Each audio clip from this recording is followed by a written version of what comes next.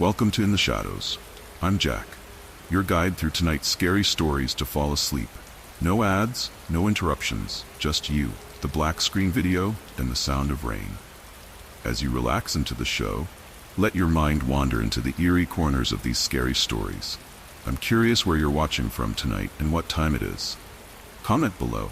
I'm always fascinated by where these stories reach, and grateful for each of you. Don't forget to like and subscribe, since we won't break the mood. Let the rain and horror guide you deeper into the night.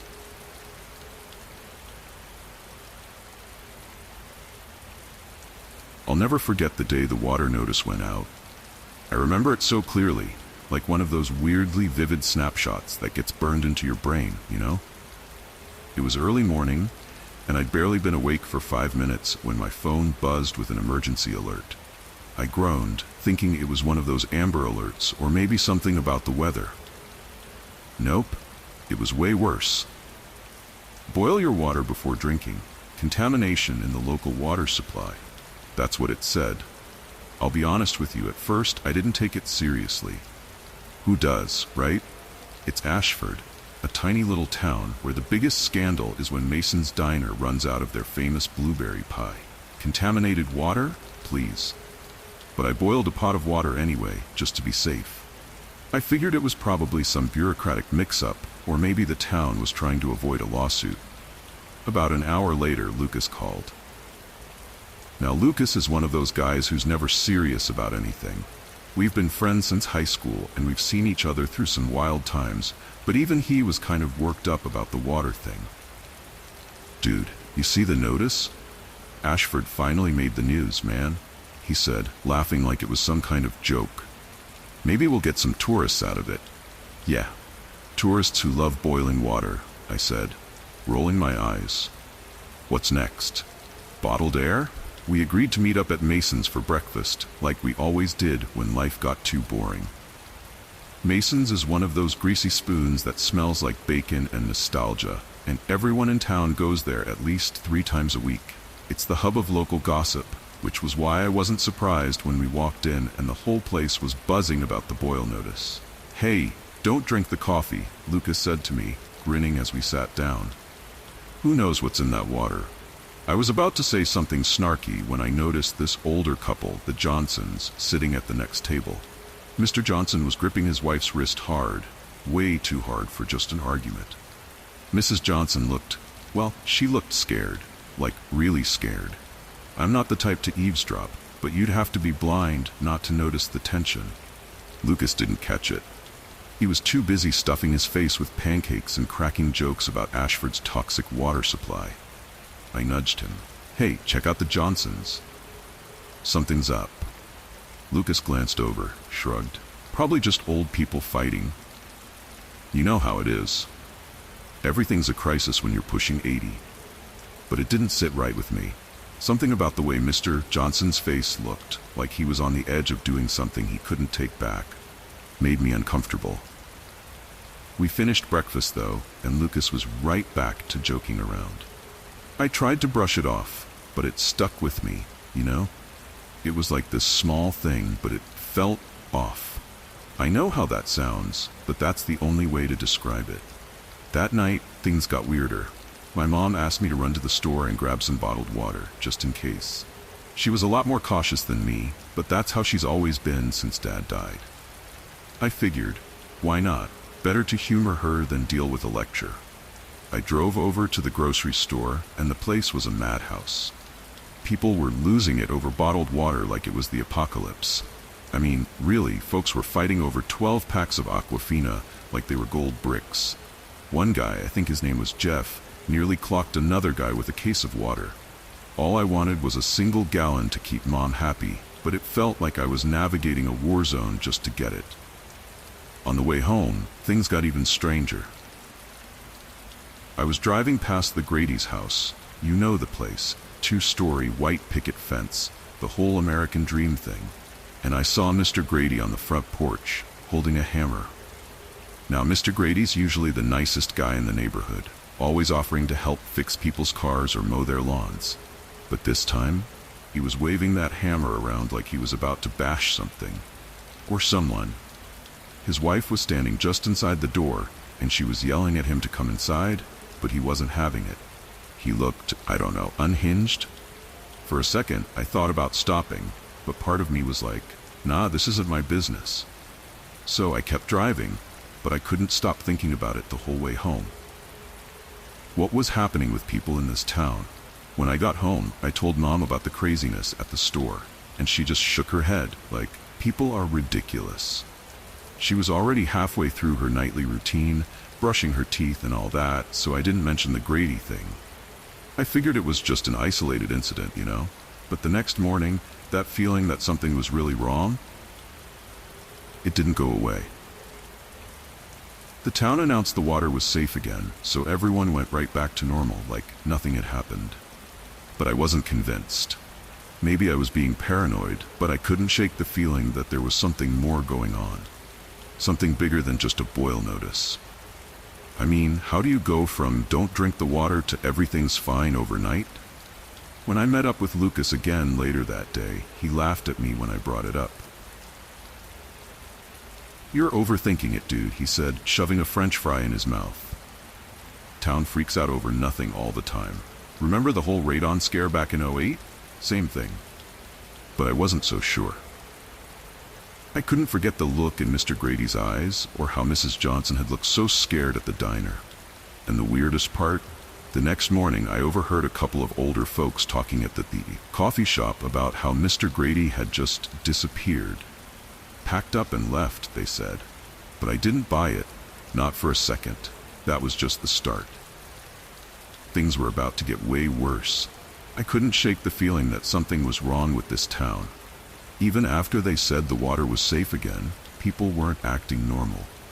Not in the way you'd expect after a minor water contamination scare. It was like the whole town had this weird, underlying tension, like everyone was ready to snap at any moment. A few days after the boil notice, I met up with Lucas again at Mason's Diner. We'd made this unspoken agreement to meet there almost every morning since I'd moved back home, but that day felt different. When I walked in, he was already sitting at our usual booth, staring out the window with this blank look on his face. Not his usual laid-back, nothing ever bothers me self. He didn't even crack a joke when I sat down. "Hey man, you good?" I asked, sliding into the booth. Lucas didn't look at me. "Yeah, just tired, I guess." His voice had this flat tone to it, like he was there, but not really. I tried to lighten the mood, give him a hard time like I usually did. "You? Tired? What, did you actually do some work at the gym for once?" He gave a half-hearted chuckle, but it didn't even sound like him. Funny. He finally looked at me, and there was this flash in his eyes, like he was pissed off, but trying to hold it back. "You're not gonna let this water thing go, are you? I mean, people are still acting weird, right?" I said, trying to sound casual. "The Grady thing? Mr. Johnson practically manhandling his wife at the diner? And what about you? You don't seem like yourself." Lucas's jaw tightened, and for a second I thought he was going to flip the table. He was gripping the edge of it so hard his knuckles turned white. But then he exhaled and shook his head as if forcing himself to calm down. "Dude, you're being paranoid. People argue, people fight. It's life. Don't turn this into some conspiracy." He was right, sort of. People did fight, people did argue, but not like this. And not in a town like Ashford, where the biggest drama was whose kid didn't make the soccer team.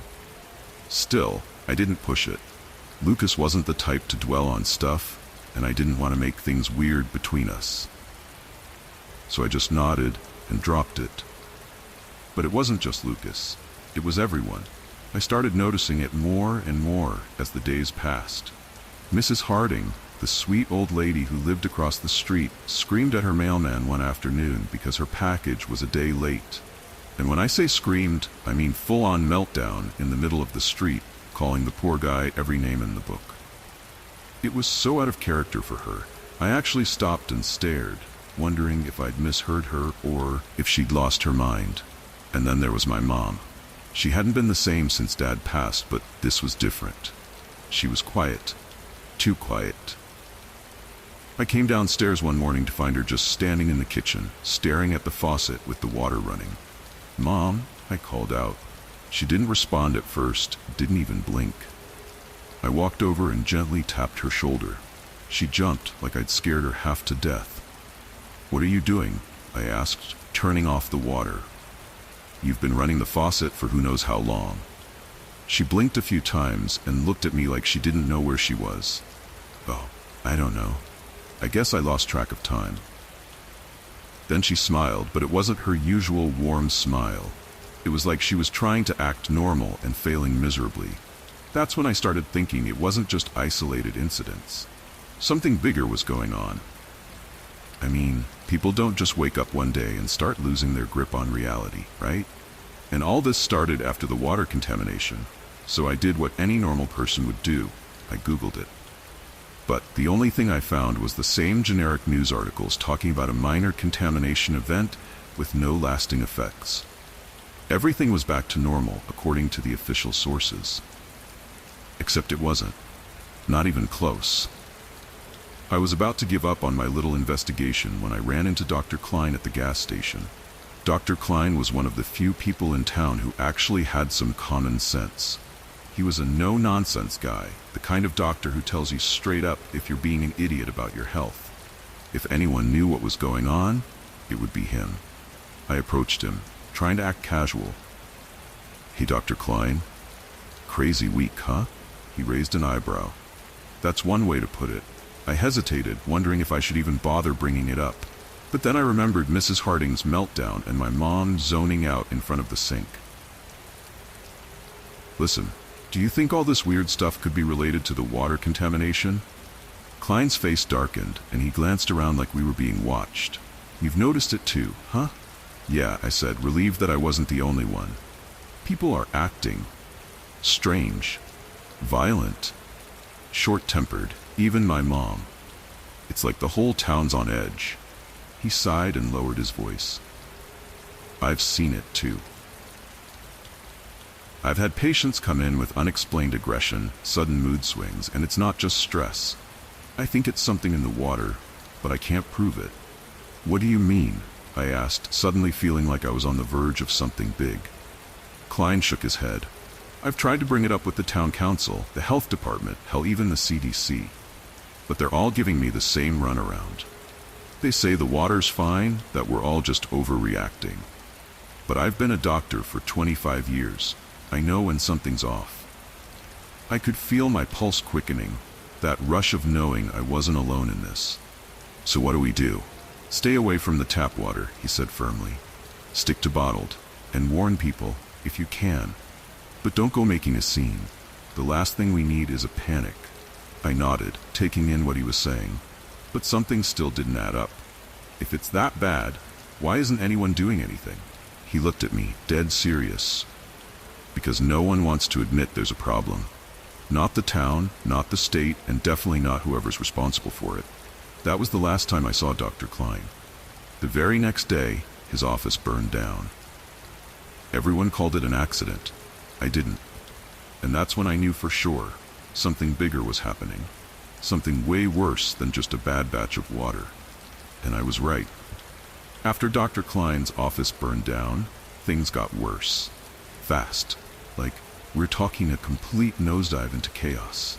The town acted like the fire was a random accident. Maybe some faulty wiring or whatever, but I wasn't buying it. Not after our conversation at the gas station. I tried telling Lucas about what Klein said, but he just looked at me like I was the crazy one. "Man, you need to chill. You're seeing connections that aren't there. Sometimes stuff just happens, but it wasn't just happening, it was everywhere. The violence wasn't subtle anymore. People were snapping over the smallest things. Fights were breaking out in the middle of the street. A guy at the grocery store threw a can of beans at another customer's head because they reached for the same one. And get this, nobody even tried to break it up. People just watched. Like they were waiting for someone to do worse. I started sticking to bottled water, just like Klein had said. I wasn't taking any chances. But other people, they couldn't seem to get enough of it. You'd see folks just guzzling it straight from the tap, like they were addicted or something. My mom was one of them. I came downstairs one night, couldn't sleep, and found her in the kitchen again. The faucet was running, and she had a glass of water in her hand, staring off into space like before. "Mom, what are you doing?"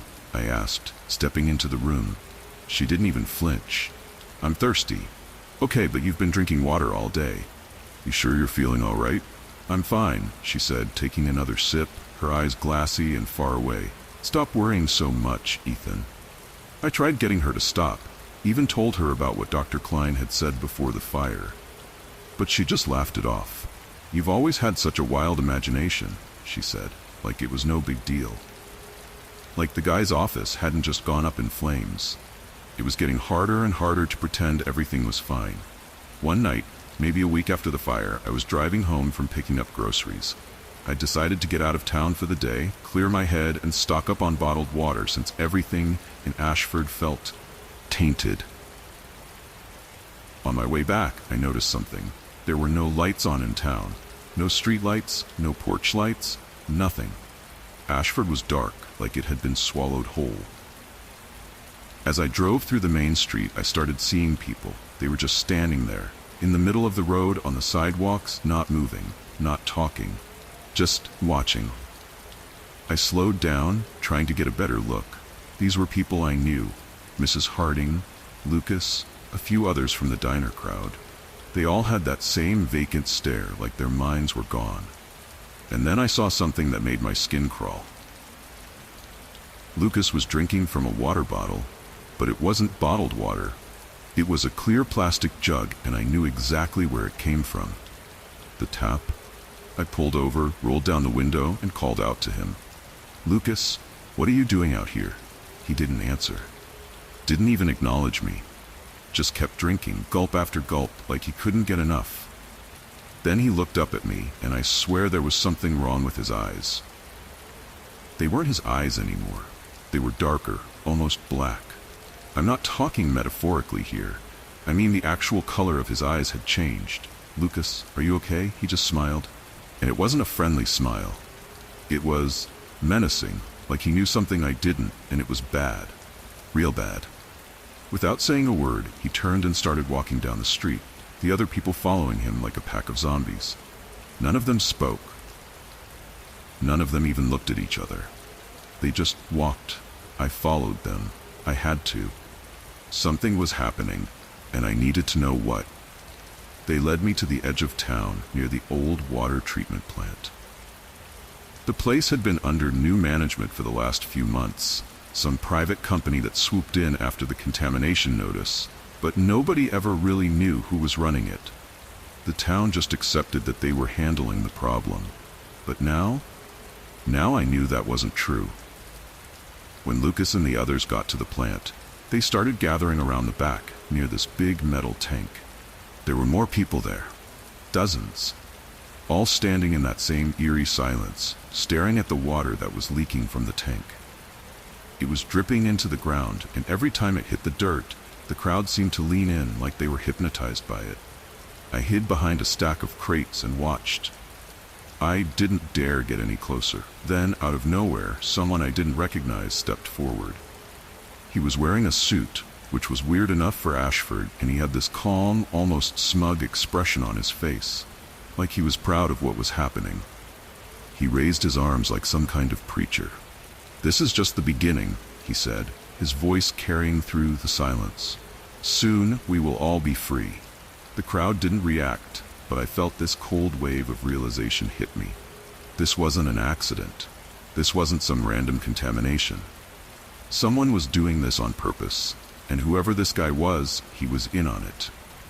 I don't know how long I stayed crouched there, watching in horror as they just stood there, drinking the water from the ground, from bottles, from the plant's tank. But I knew one thing. I had to get out of there. I ran back to my car and sped home, my heart hammering in my chest. I didn't stop until I was back in my driveway. But the second I stepped inside the house, I knew I wasn't safe. Mom was sitting at the kitchen table, a glass of water in front of her, and that same empty look on her face. "We're all going to be free, Ethan," she said, her voice eerily calm. And that's when I knew. The town wasn't just contaminated, it was infected. And whatever was happening, It wasn't over, not by a long shot.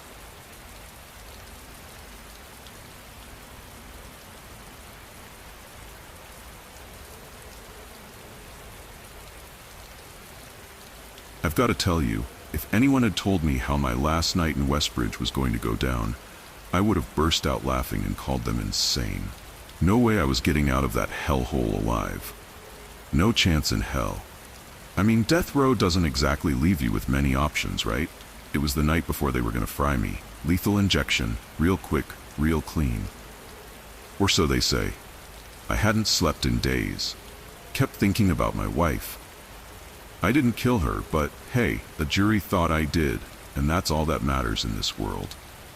So yeah, I was lying there, staring at the ceiling, counting the cracks like they meant something when the lights went out. Whole prison went pitch black, like someone flipped a switch on reality. We all waited for the usual backup generators to kick in, but nothing happened. It was weirdly calm. I figured it was just another glitch, old building, crappy wiring, whatever. But then Warden Abelson showed up, and that's when I knew something was off.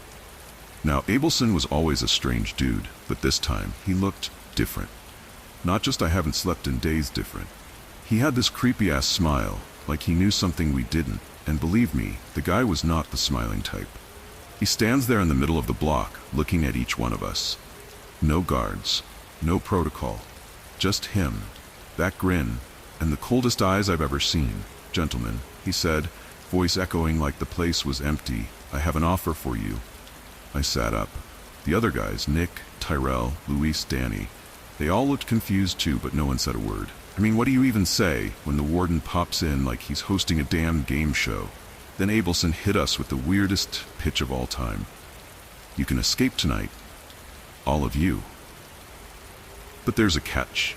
I'm thinking, alright, here comes the BS. Maybe he's screwing with us, maybe this is some kind of psychological test before the end. Hell, I didn't know.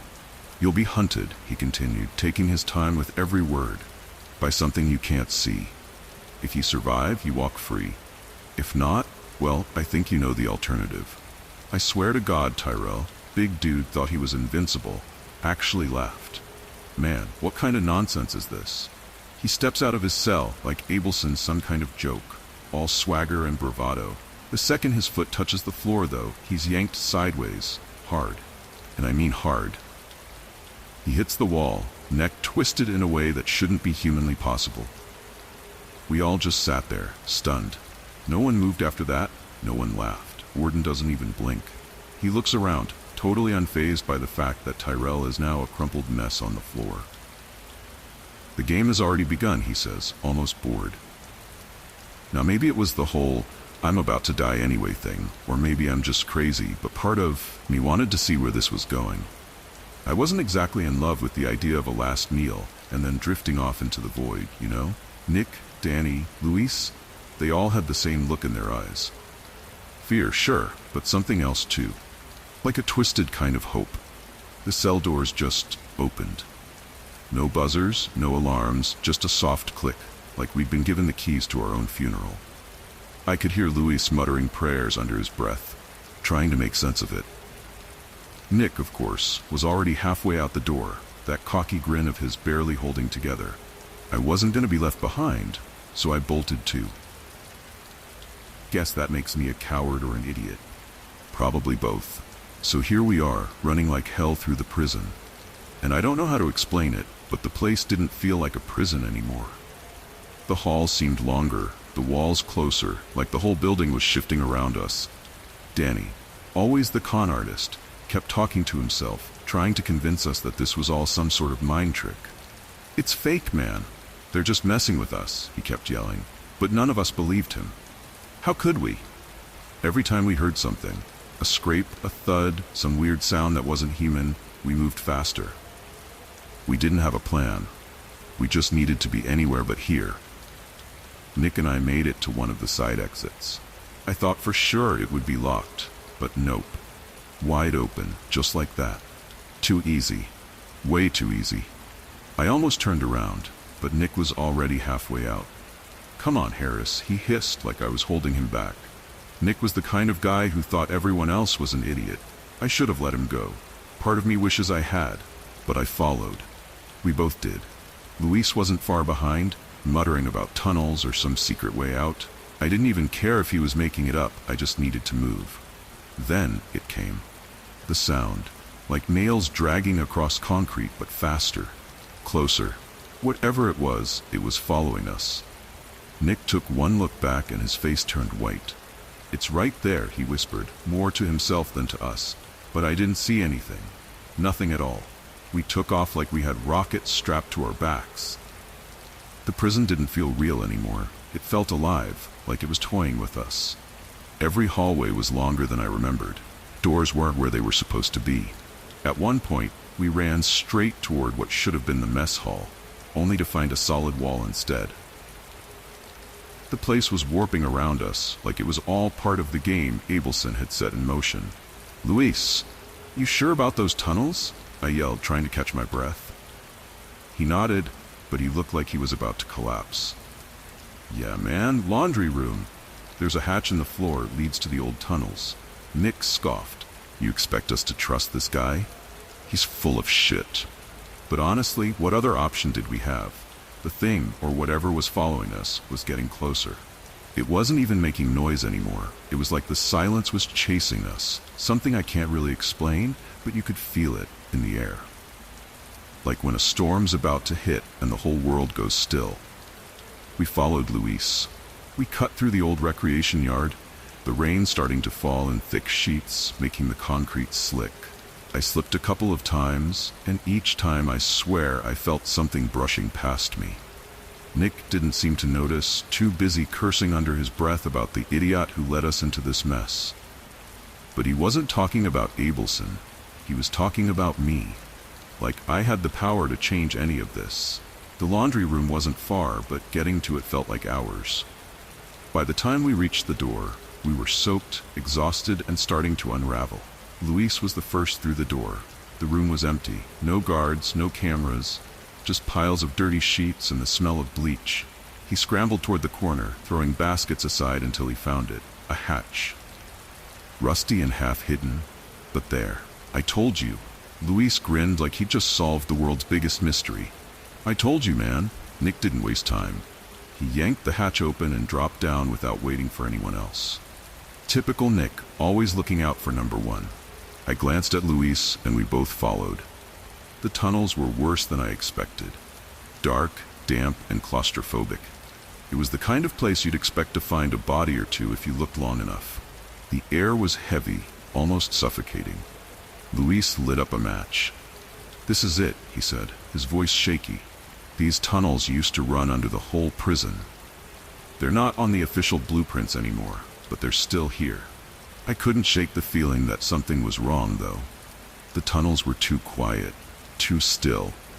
The kind of quiet that makes your skin crawl. Nick was already ahead, charging forward like the faster we moved, the quicker we'd be free. But there was no real escape, was there? Part of me knew that. Abelson didn't seem like the type to hand out get-out-of-jail-free cards, not without a price. "Let's keep moving," I said, trying to sound more confident than I felt. As we pushed forward, the tunnel seemed to stretch out forever, with no end in sight. That's when the sound started up again. At first, it was just a faint scratch, like something clawing at the walls. Then it got louder, more frantic, like it was right behind us. "I'm telling you, it's not real!" Nick yelled back at us. "It's all in our heads. That bastard's messing with us." But I knew Nick didn't believe that. Not really. None of us did. The thing, whatever it was getting closer. I could feel it. Not see it, not hear it, but I could feel it. It was like the air itself was thickening, pressing down on us. We started running again, Luis falling behind as his breathing got ragged. "Come on, Luis," I shouted over my shoulder. "Don't stop." But Luis was slowing down. His face was pale, his eyes wide like a cornered animal, and then he just stopped. "I can't," he gasped. "I can't outrun it." Nick didn't even look back. He kept running, disappearing around a corner. I hesitated, torn between trying to help Luis and getting the hell out of there. But before I could make a decision, Luis dropped to his knees. The scratching sound was deafening now, closing in on us. I knew what was coming. I tried to reach for him, pull him to his feet, but it was too late. Luis was lifted into the air just like Tyrell had been. Except this time, I was close enough to see the whole thing up close. His body jerked violently, his limbs twisted at unnatural angles, and then... nothing. He was gone. I didn't stick around. I ran, faster than I thought was possible, trying to catch up to Nick. The tunnel seemed to be shrinking around me, closing in, like the walls were pressing closer and closer. I thought about stopping, about giving up, but something, maybe just instinct, kept me moving. When I finally found Nick, he was standing in front of another door. This one at the end of the tunnel. It looked old, made of thick, rusted metal, with no visible way to open it. "It's a dead end," Nick said, his voice flat. I leaned against the wall, trying to catch my breath. "No way, this can't be it." Nick turned to me, a wild look in his eyes. "We're not getting out of here, Harris. This thing, whatever it is, it's not going to let us go." Abelson knew that. I wanted to argue to tell him he was wrong, but deep down I knew he wasn't. There was no escape. Not from this. Then I heard it again. The scratching. Only this time, it was different. Louder. Closer. And then Nick did the last thing I expected. He grinned. "We're already dead, Harris. Might as well make it quick." And with that, he bolted back down the tunnel, straight toward whatever was chasing us. I stayed frozen for a second, too stunned to move. Then I heard the scream, the last sound Nick ever made. I didn't wait to find out what happened next. I turned back to the door, banging on it with everything I had. I don't know why I thought it would help, but what else could I do? I was banging on that rusted door like my life depended on it, which I guess it did. Every slam echoed down the tunnel, but I already knew it wasn't going to budge. Still, it kept me moving, kept me from thinking too hard about what just happened to Nick or Luis. You ever hit a point where you realize that no matter what you do, you're screwed? That's where I was. My hands were raw, knuckles busted, but I didn't stop. It was either that or wait for whatever invisible thing had just shredded Nick. Then, out of nowhere, the door creaked open. Just like that. No reason, no explanation. I didn't need to be told twice. I slipped through as fast as I could and slammed it shut behind me. It was like stepping into a whole new world.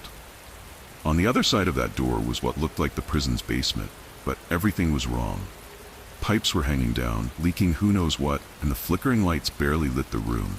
The place reeked of rot, like it hadn't seen life in years, but I was alone. For the first time since the lights went out, it was quiet. No scratching, no whispers, no screams, just silence. I slumped against the wall, trying to catch my breath. My body felt like it had been chewed up and spat out, but I was still breathing. For now, and then I heard it. Not the thing. That awful scratching was still gone. But a voice. A real human voice, echoing softly from somewhere deep in the basement. "Eerie." I froze. I didn't recognize the voice right away, but then it hit me. It sounded like her. My wife? That's when I knew I was losing it. My wife's dead. Been dead for years. And yet, there I was, listening to her call my name from the shadows like she was just around the corner. "Eerie, please." I know it sounds insane. And believe me, part of me was ready to write it off as some trick, maybe something Abelson cooked up to mess with my head. But the thing is, she sounded real, not like a ghost or some memory. It was her. Same voice, same tone. The way she used to say my name when I was late coming home from work. "Eli, I need you." I didn't want to believe it, but my legs were already moving. Before I could even stop myself, I was following the sound of her voice down this dark, narrow corridor. The walls were dripping with something, but I didn't care. My brain was screaming at me to stop, but my heart, it wouldn't listen. Then I saw her. She was standing there at the end of the hall, just out of reach. She looked the same as the last time I saw her, hair tied back, wearing that old flannel shirt she used to love. Except she wasn't real. She couldn't be. And yet, I swear to God, she looked as solid as you and me. "Eli, help me," she whispered. Her voice was soft, but it cut through the silence like a knife. I took a step closer, and that's when I noticed something. Her eyes. They weren't right. At first, I couldn't put my finger on it, but then it hit me. They were empty, hollow. Like she was there but not really there. You know what I mean? Eli, she said again, but now the voice was changing. Lower, darker. It wasn't her anymore, not really. And that's when it happened. Out of nowhere, the walls started closing in, and I mean literally closing in. The pipes were rattling, the lights flickering more violently, and I realized that whatever this place was, it wasn't letting me go.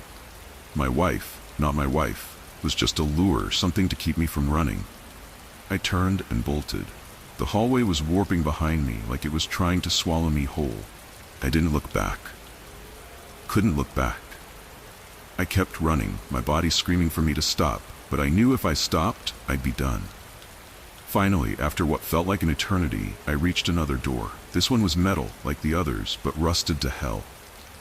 I didn't have time to think. I shoved it open and stumbled into a huge, empty room. And that's when I saw him. Abelson. He was just standing there like he'd been waiting for me the whole time. That stupid smile still plastered on his face. "Well, Eli," he said, clapping his hands slowly. "You've made it farther than most." I was too tired to speak, too pissed to care. I wanted to kill him. I wanted to tear him apart right there, but something told me it wouldn't matter. "You're wondering why, aren't you?" he asked, circling me like a predator. "Why you? Why tonight? I don't care," I muttered, not really expecting an answer. Abelson chuckled. "Oh, but you should. You see, Eli, this isn't about survival. This is about atonement. You've been running from the truth for a long time, haven't you?" He leaned in close, so close I could smell the cigarette smoke on his breath. "What if I told you you weren't innocent after all?" I stared at him, the words not quite registering. "I didn't kill her," I said, my voice barely a whisper. "Didn't you?" he replied, that grin growing wider. "Are you sure?" The room spun, and suddenly, the memories I'd buried deep started bubbling to the surface. Nick, my wife, pieces I'd forced myself to forget. "You're lying," I growled. But even as I said it, part of me wondered if he was right. Abelson's grin faded, replaced by something darker, more sinister. "You all think you're innocent. Every last one of you.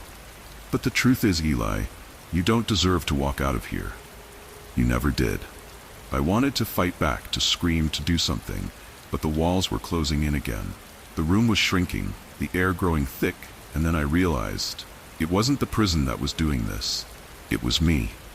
My guilt, my lies, everything I'd buried deep inside was twisting reality, warping the world around me. Abelson stepped back, his voice echoing in my ears. "You can't escape what's inside you, Eli. None of you can." The last thing I saw before the darkness swallowed me whole was that damn smile. That smug, knowing smile. And then it all went black.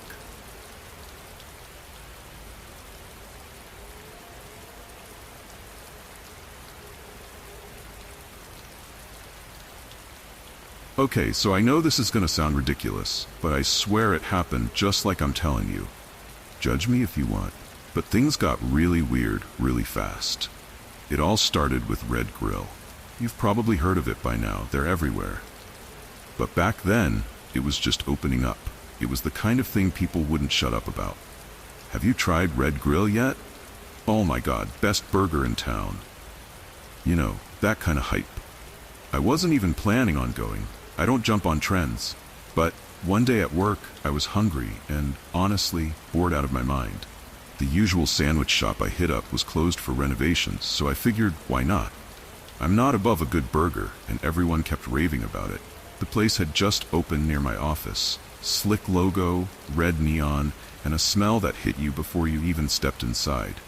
The line was out the door, but I stuck it out. I mean, it smelled like everything you ever wanted from fast food. I'm talking top-tier grease, charred meat, spices, whatever they were doing, it worked.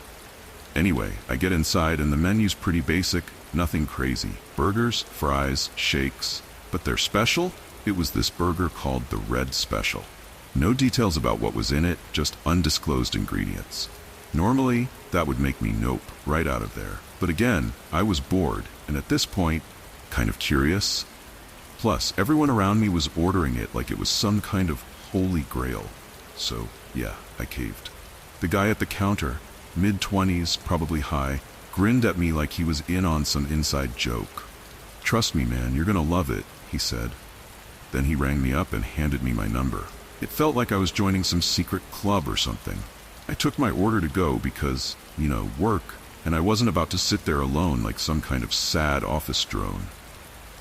Back at my desk, I opened the bag, and the smell hit me like a freight train. I mean, it was good.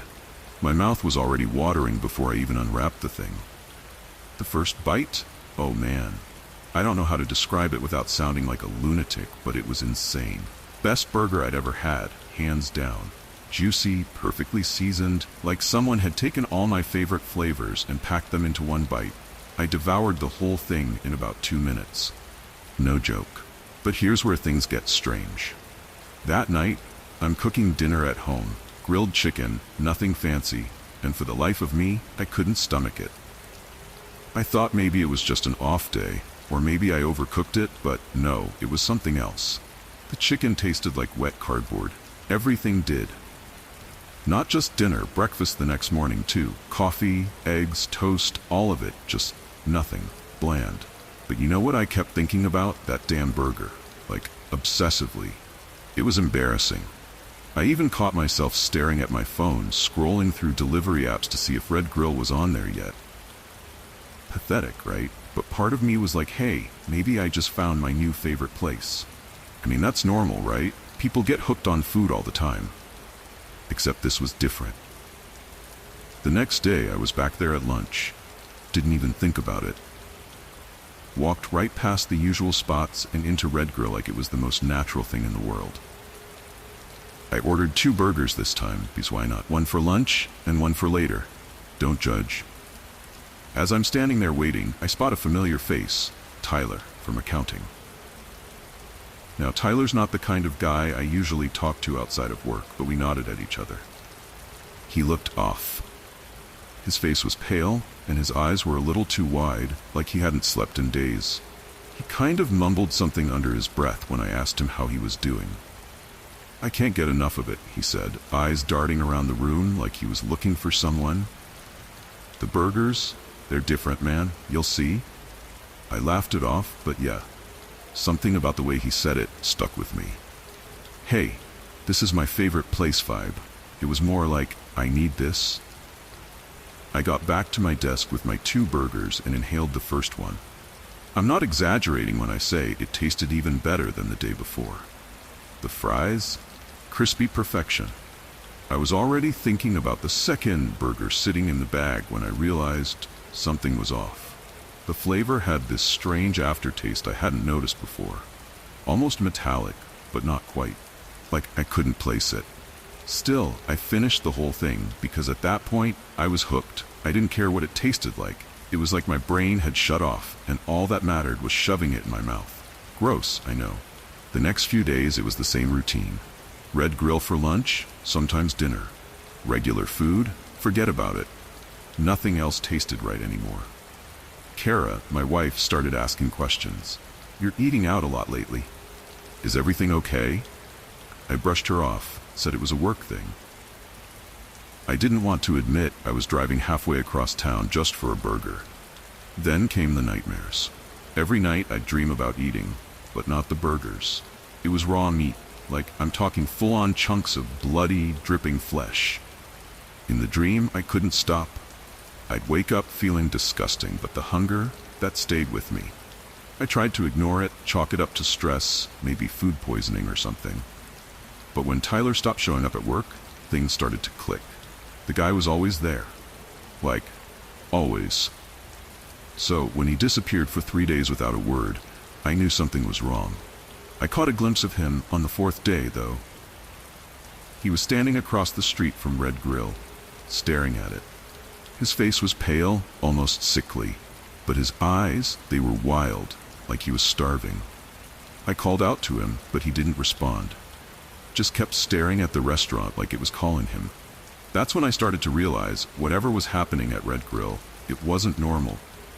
All right, so by now I was starting to get this sinking feeling that something was really, really wrong with Red Grill. Not that I had all the pieces yet, far from it. But the way Tyler was acting, the way I couldn't stomach anything else, it wasn't just a burger addiction. It was something deeper, something, I don't know, twisted. I remember that night clear as day. I came home late again, and Kara was waiting for me in the kitchen. You know how you can tell when someone's pissed just by the way they're sitting? Yeah, it was that vibe. She didn't even look up when I walked in, just sat there, arms crossed, staring at her phone like it held all the answers. I knew I was about to get an earful. "Ethan," she started, real slow, real deliberate. "What's going on with you?" I played dumb, like an idiot. "What do you mean?" "What do I mean?" She finally looked up, her eyes narrowed. "You're never home anymore. You barely eat what I cook. Hell, you barely talk to me." I sighed, trying to brush it off. "It's just work, babe. Been busy, you know? A lot going on." "Work," she repeated, like she didn't believe me for a second. "You've been eating Red Grill every day for the past 2 weeks. You think I haven't noticed the bags? The receipts?"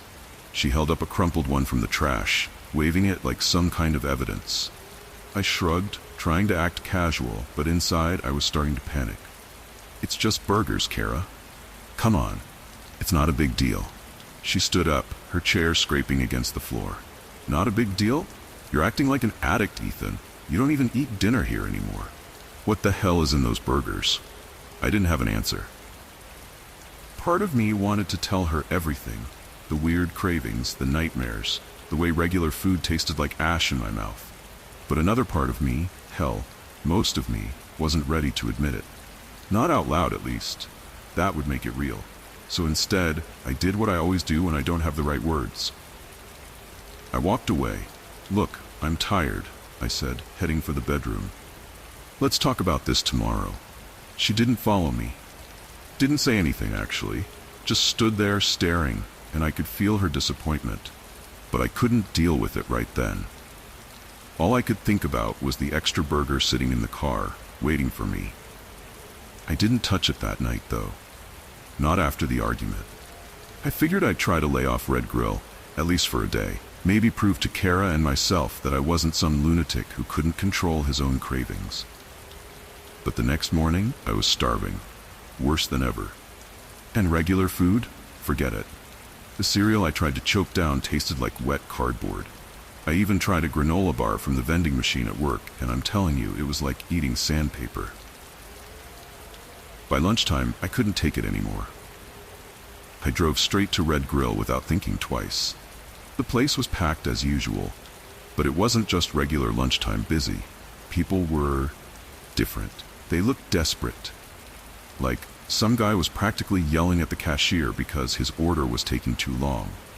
Another lady was shaking so bad she dropped her drink and didn't even seem to care. Just kept staring at the counter, waiting for her number to be called. That's when I saw Tyler again. He was sitting by the window, a tray of half-eaten burgers in front of him, looking worse than the last time I'd seen him. Gaunt, pale, like he hadn't slept in days. His hands were shaking and his eyes, man, they were hollow. Dark circles, wide and bloodshot like he'd seen things no one should ever see. I walked over, trying to act casual, but inside I was freaked out. "Tyler, man. You good?" He looked up at me, blinking like he was trying to remember who I was. "Ethan," he said, his voice barely above a whisper. "You still eating this stuff?" I nodded, feeling a weird sense of guilt. "Yeah. I mean, it's good, right?" He let out this short, humorless laugh. "Good? That's what I thought at first, too." He leaned in, lowering his voice. "But it's not just food, Ethan. It's something else. Something wrong." I frowned. "What are you talking about?" Tyler glanced around like he was afraid someone would overhear. "I haven't eaten anything else in days. I can't. And it's getting worse. It's like the burgers aren't enough anymore. I'm still hungry. Always hungry." "Have you talked to a doctor?" I asked, even though I knew that was a stupid question. He didn't look like the kind of guy who was thinking about doctors. He shook his head. "They wouldn't understand." "You don't get it, do you? This place, it's..." He trailed off, eyes darting to the kitchen. "There's something in the meat, Ethan. It changes you." I was about to laugh it off, maybe make a joke, but something in his face stopped me. He was serious. Dead serious. "What do you mean, changes you?" I asked, keeping my voice low. Tyler leaned in closer, his breath shaky. I think it's human. I stared at him, not sure I'd heard him right. What? The meat, he whispered. I think it's people, man. I don't know how, but I'm telling you, it's not just cows they're grinding up back there. I took a step back, suddenly feeling sick. Tyler, that's insane. Is it? He asked, his eyes wide. Think about it. Have you seen the kitchen? Have you seen what they do in there? I hadn't. And honestly, I didn't want to. But Tyler wasn't letting it go. I went back there once. After hours. Saw some things, man. I don't even know how to describe it, but it wasn't right. They've got people working for them. People who aren't normal. He was talking crazy. At least that's what I told myself. But deep down, a part of me was starting to wonder. The cravings, the nightmares, the way nothing else tasted right anymore. It was all adding up in the worst way possible. I backed away, trying to keep my voice steady. Look, Tyler, I think you need help. He just laughed again, a hollow, broken sound. We all do. I left Red Grill without ordering that day. But as I drove back to work, my hands gripping the steering wheel, I couldn't stop thinking about what Tyler had said. Human meat? People working there who weren't normal? It was absurd. But the more I thought about it, the more it stuck in my head. Something wasn't right with Red Grill. And I was pretty sure I wasn't the only one who knew it. I wish I could say that I never went back to Red Grill after that conversation with Tyler, that I listened to the part of my brain screaming, "This is nuts, walk away," but I didn't. You probably already figured that out, though. No, instead I started going down a rabbit hole trying to prove to myself that what Tyler said was all in his head. But deep down, I knew. I lasted a few days without going back. Each morning, I'd wake up starving. Not the usual, I could eat kind of hungry, but like my body was missing something. Every bite of toast, every sip of coffee felt like I was forcing down wet cardboard. Nothing had any flavor, any satisfaction. Kara was still pissed at me, and I didn't blame her. She'd given up cooking for me altogether, which was fair. I couldn't even look at food without feeling sick. I tried to throw myself into work, but that wasn't happening either. I found myself staring at my screen, mind wandering to burgers, specifically Red Grill burgers. It was embarrassing, really. I mean, I was a grown man sitting in an office, fantasizing about fast food like some kind of junkie. By day 4, I caved. I walked into Red Grill, telling myself it was just for lunch, just to satisfy the craving so I could go back to normal. The place was buzzing with the usual lunch crowd, people crammed into booths, heads down, inhaling their food like they were starving. I couldn't help but notice that same desperation on their faces, like they were all there for something they couldn't get anywhere else. And yeah, I was one of them now. I got my usual, 2 burgers, fries, the works, and sat in the corner, trying not to look like I belonged with the rest of the addicts. But as soon as I unwrapped that first burger and took a bite, it was like nothing else mattered. Whatever doubts I had, whatever horror Tyler had planted in my brain, vanished. It was just me and the food, and I ate fast. Halfway through my second burger, I heard someone sit down across from me. I looked up, still chewing, and there was Tyler.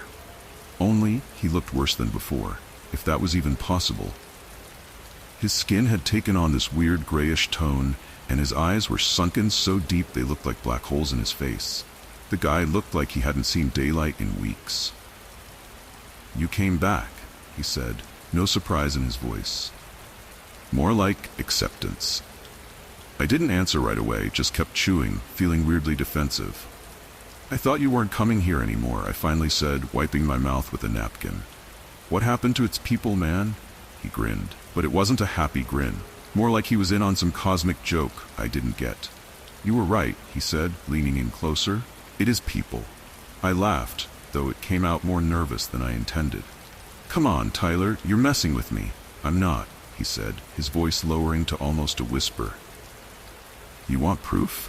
Come with me tonight." I should have gotten up and walked away right there, but I didn't. Part of me was curious, I guess. And part of me was scared, because if what Tyler was saying was true, I had to know. I had to see it for myself. That night, Tyler and I met up outside the back of the restaurant. The place was closed, but Tyler had some kind of skeleton key or code, I don't know. The guy had clearly been snooping around for a while. We snuck in through the back entrance, past the kitchen, past the storage rooms, and into this, I don't know what to call it. A basement? A warehouse? It didn't look like any restaurant back room I'd ever seen. The place was cold. Freezing, actually. The walls were lined with these massive steel doors, and as soon as I stepped inside, I could smell it. That smell from my dreams, the raw meat. It hit me hard. I knew right then I should have turned around, but I couldn't. It was like the smell itself was pulling me in. Tyler walked ahead of me, motioning toward one of the doors. This is where they keep it. I swallowed, my mouth suddenly dry. Keep what? You'll see. He pulled open one of the doors, and inside, hanging from the ceiling, were slabs of meat. But not the kind you'd find at a butcher shop. These were wrong. The cuts were too big, too human-shaped. Some of them were wrapped in plastic, some just hanging there, bare like they'd been prepped for something. I don't know how long I stood there, staring, my brain trying to convince me I wasn't seeing what I was seeing. You see now, don't you? Tyler's voice broke through the haze. It's real. They're feeding it to us. I backed up, my legs shaky. This is crazy. This can't be. Tyler was nodding, but his eyes, there was something off about him. It's not just the meat, he said, his voice low and strange. It's what it does to you. Changes you. Makes you want more. I stared at him, feeling that familiar gnawing in my gut. You mean? He looked at me, dead serious. You're already hooked, man. We both are. It's too late. I wanted to argue, wanted to tell him he was wrong, but deep down, I knew he wasn't. I could feel it. The cravings, the hunger, it wasn't just about the burgers anymore. It was about what was in them. I had eaten it. I had eaten people. Before I could say anything, there was a noise from behind us. A clanging, metallic sound. Tyler froze, and I turned around, heart pounding. Someone, or something, was coming. Without thinking, I grabbed Tyler's arm and pulled him toward the exit. We need to get out of here, now. We bolted, not bothering to be quiet anymore. The whole time, I could hear footsteps behind us, getting closer, but I didn't look back. We pushed through the kitchen doors and into the alley, my breath coming in short bursts. I didn't stop running until we were halfway down the block. When I finally slowed down, Tyler was still right beside me, panting, but there was this wild look in his eyes now, something even worse than before. You saw it, he said, his voice barely a whisper. Now you know. I didn't answer. I couldn't. I just kept walking, trying to shake off what I had just seen, but knowing I'd never forget it. I'd never be the same again. And the worst part, even after everything I just witnessed, I still wanted the burger.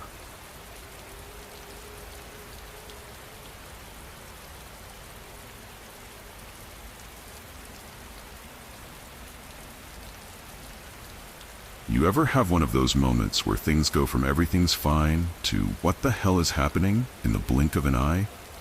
That was Harper's Glen Fall Festival this year.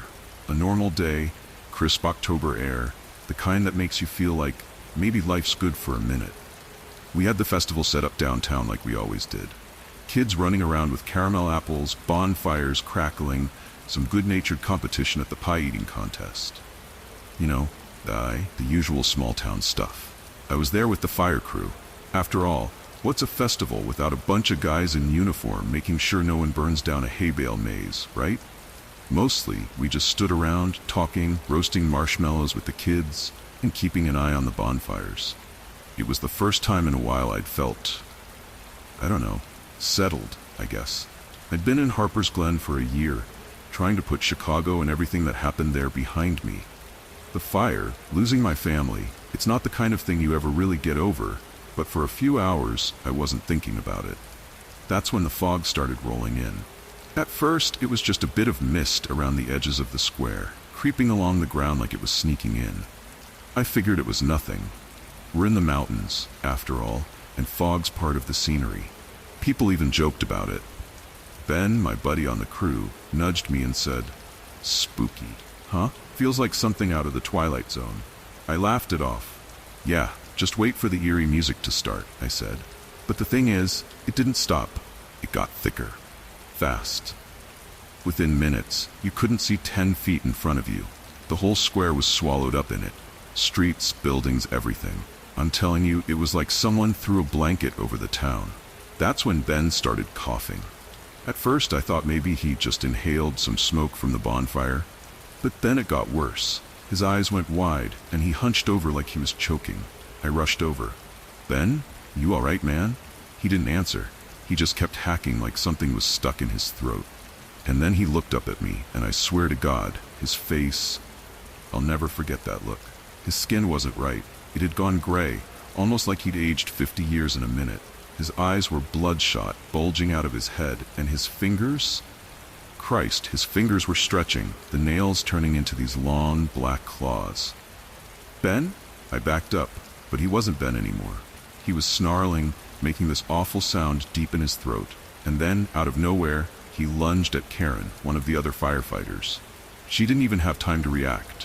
1 second she was standing there, the next, Ben's claws were tearing into her throat, blood spraying everywhere.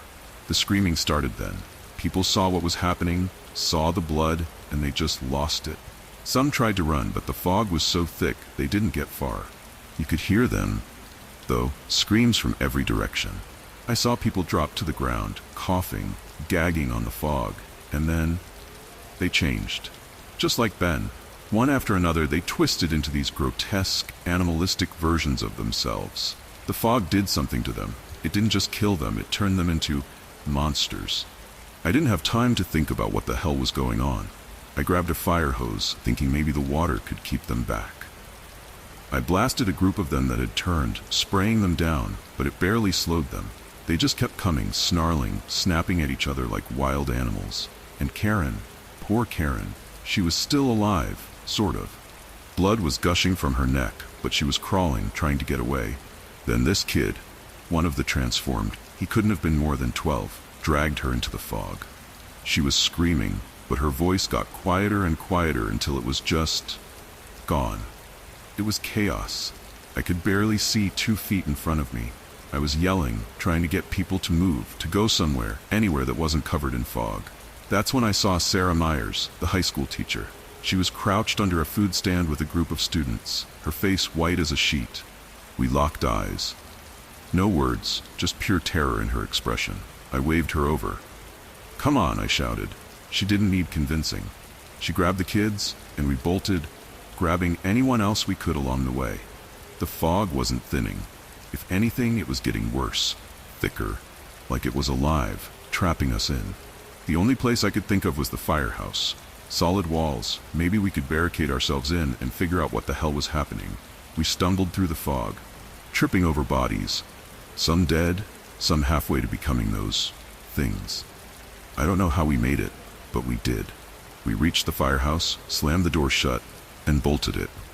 For a minute, just a minute, I thought maybe we were safe. Then Jake, another one of the firefighters, started coughing. I looked at him, and all I could think was, not again. We didn't have much time once we got inside the firehouse. The fog was pressing up against the windows like it had a mind of its own, swirling thick and heavy, as if it was searching for a way in.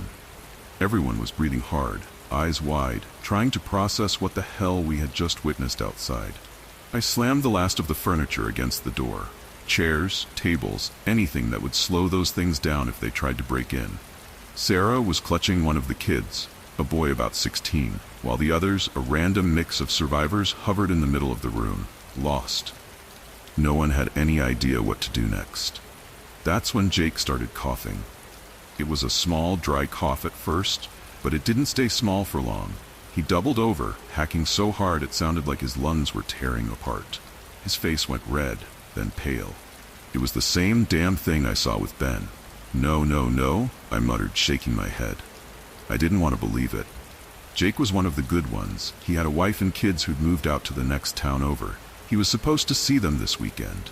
But now, his skin started to change, the first sign. His face grayed, fingers starting to curl, the nails already blackening at the tips. I knew what was coming next. Sarah backed up, pulling the kids with her.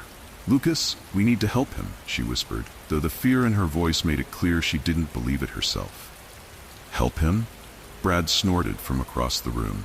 Brad, a local mechanic, was gripping a fire axe so tight his knuckles were white. "You saw what happened to Ben. We don't have time to help him. We've got to deal with this now." I hated that he was right. Jake was turning. I could see it, and it was only a matter of minutes before he wouldn't be Jake anymore. He'd be one of those things. But Sarah, God bless her, she couldn't accept that. "We can't just kill him," she said, stepping in front of Jake like she was going to protect him. "He's not one of them yet. We don't know." "Look at him," Brad barked, pointing the axe in Jake's direction. "He's changing. Do you want him ripping our throats out too, huh? We need to stop it before it happens." "Jesus, Brad," I snapped. "Put the damn axe down." But Jake was already beyond help. His eyes were glossing over, teeth sharpening, lips pulling back into a snarl.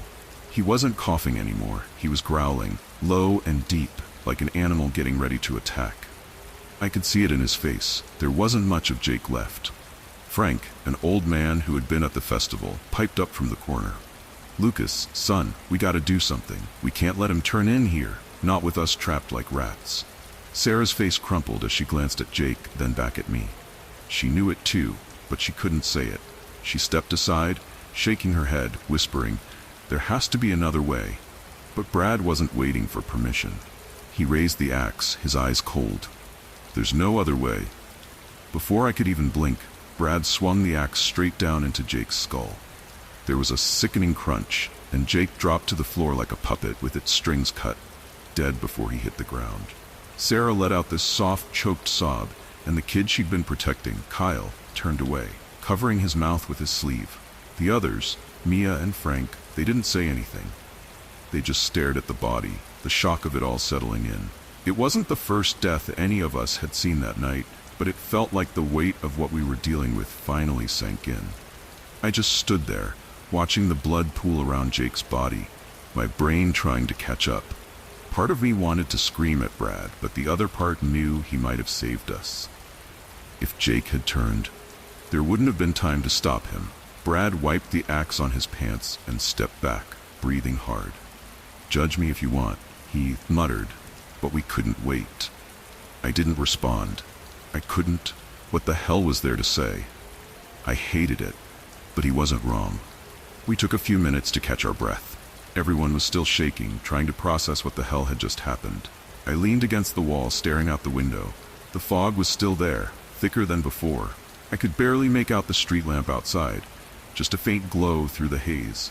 And then, the banging started. Something hit the door with a force that rattled the barricade. At first, it was just a thump, but then it turned into a full-on assault, scratching, snarling, pounding from the other side. "They're here," I said, my voice barely above a whisper. Everyone scrambled. Mia and Frank grabbed whatever they could find to brace the door. More chairs, a desk, anything. I ran to the window. I could see their faces now, twisted, grotesque versions of people we knew. Their eyes were wild, their mouths gnashing, drooling. These weren't just fog-induced hallucinations. They were real, and they were coming for us. "They won't stop," Brad said, breathing heavy as he shoved a cabinet in front of the door. "They'll tear this place apart." "We can't stay here," I muttered, more to myself than anyone else. Then it hit me. There was one place that might give us a shot. It wasn't a perfect plan, but it was better than waiting here to get ripped apart. "The old mine," I said, turning to face the others. Sarah blinked at me. "The one up in the woods? That place hasn't been used in years." "Exactly. No one's going to be looking for us there, not these things. It's deep, and if we can get inside, we might be safe." Brad glanced at the door, then back at me. "That's a long shot, man. We don't even know if we can make it there." "We won't make it if we stay here," I shot back. "You've got a better idea?" Silence. I wasn't surprised. Kyle, the kid, stepped forward. "I'll go. If it gets us out of here, I'll go." "Me too," Frank added. "Better to die trying than sit around and wait for these monsters to bust in." I nodded. "All right, we'll head out in 5. Grab whatever you can for weapons." But just as we were gearing up to leave, Sarah coughed. It was soft at first, barely noticeable, but then she doubled over, just like Jake had. My stomach dropped. I didn't want to believe it, but I knew what was happening. She knew it too. "Lucas," she whispered, her voice shaking. No. The others looked at me, waiting to see what I'd do. There was no time to think, no time to process what was happening with Sarah. We had to move. The pounding on the firehouse doors was getting louder. The twisted, snarling forms of what used to be our neighbors and friends trying to force their way in. I grabbed Sarah's arm and pulled her up. Brad was already shoving the barricade aside, throwing a quick glance at me, his jaw set in that grim way that said he wasn't planning on stopping for anyone. "Come on!" I yelled, dragging Sarah along as Brad yanked the door open. The fog was waiting for us outside, swirling like it had a purpose, like it knew what we were about to do. We bolted, sprinting down the street, dodging the creatures that had once been people. I caught glimpses of them in the fog, faces I recognized, now twisted and grotesque, their skin stretched thin, mouths wide, drooling. They tore into anyone who hadn't changed yet, ripping, shredding. Harper's Glen was gone, completely consumed by madness. "Keep moving," Brad shouted, hacking at a transformed figure that stumbled too close. The thing collapsed with a grunt, but there were more behind it, and they were closing in fast. Sarah stumbled beside me, her breath coming in short, ragged gasps. "Lucas, you have to leave me," she choked out between coughs. Her skin was graying, just like Jake's had, and I could see the veins on her neck darkening. I refused to let go. "We're almost there," I said, more to myself than to her. "Just hold on." But I could feel it. She wasn't going to make it. Brad was up ahead, hacking his way through the undergrowth as we reached the edge of town. The forest loomed in front of us, dark and thick, the only thing standing between us and the mine shaft. Kyle and Mia were trailing behind, struggling to keep up, but at least they were moving. We didn't have the luxury of slowing down. The fog followed us, clinging to the trees, twisting around the trunks like fingers trying to grab us. I kept looking back, half expecting to see it reach out and drag us back into town. Sarah was getting worse. Her body was trembling now, her skin cold to the touch, her eyes glazed over with that same empty look I'd seen in Ben and Jake. "Lucas," she whispered, her voice barely audible, "please, leave me." "No," I snapped, hauling her forward. But as we pushed deeper into the woods, she began to slow, her steps faltering. "Just keep going," I muttered, but it was useless. She was slipping away. Finally, we reached the entrance to the old mine shaft, an old wooden frame half-rotted with age, the tunnel descending into darkness. For a second, I thought we'd made it. For a second, I thought maybe there was still hope. That's when Sarah convulsed. It happened so fast, I barely had time to react. 1 minute she was slumped against me, barely conscious, and the next, her body jerked violently, muscles spasming under her skin. She let out this guttural scream, her voice warping into something inhuman. Her eyes snapped open, but they weren't her eyes anymore. They were black, hollow, filled with nothing but rage. "Lucas!" Kyle screamed from behind, but I couldn't move. I couldn't process what was happening. Sarah, whatever was left of her, shoved me backward with a strength I didn't know she had. I hit the ground hard, the breath knocked out of me. She didn't waste any time, her body twisted, bones cracking, her once soft hands now jagged, claw-like. She lunged at Mia, tearing into her with a speed that made my stomach turn. "Mia!" Kyle screamed, frozen in place as the woman who'd been standing beside him was ripped apart in front of his eyes. Blood sprayed across the forest floor, and for a second, all I could hear was the wet, tearing sound of flesh and bone being pulled apart. Brad didn't hesitate. He raised the axe again, his face set in grim determination. "I'm sorry, Sarah," he muttered before bringing the blade down, hard. But it was too late. Mia was already gone, and the thing that had been Sarah was turning toward us, snarling, blood dripping from its mouth. I scrambled to my feet, my heart pounding in my ears. Brad swung the axe again, and this time he connected, the blade sinking into her chest. The creature let out a horrible screech before collapsing, twitching for a moment before finally going still. Silence fell over the woods, broken only by the distant growls of the creatures still roaming the town behind us. I stood there, breathing hard, staring at what was left of Sarah. Mia's body was crumpled beside her, torn apart beyond recognition. Kyle was still frozen, his face pale, eyes wide with shock. "We need to go," Brad said, his voice cold and detached. He wiped the blood off the axe, his expression hard. He didn't look at Sarah's body. He didn't have to. I grabbed Kyle by the arm, pulling him toward the mine shaft. "Come on," I said. "We don't have time." The entrance to the mine loomed in front of us, dark and foreboding, but it was the only place left to go. We descended into the tunnel, the darkness swallowing us whole as the sounds of the outside world faded behind us. The air was damp, the smell of earth and decay heavy in the air. For a moment, I let myself believe we were safe. The fog couldn't reach us here. We were out of sight, out of mind. But then Brad coughed. It was soft, almost inaudible, but it sent a chill down my spine. I looked over at him, my throat tightening. He was standing near the entrance, gripping the axe, his shoulders tense. His face was pale, his eyes flicking back and forth like he was trying to fight something inside him. "No," I whispered, shaking my head. "Not you too." Brad didn't say anything. He just stared at me, his hand clenching the handle of the axe so tight his knuckles were white. The fog hadn't just taken over the town. It had found a way to seep into us, into our last refuge. I realized then, with a sickening clarity, that there was no escape. Not from this, not from the fog, and definitely not from each other.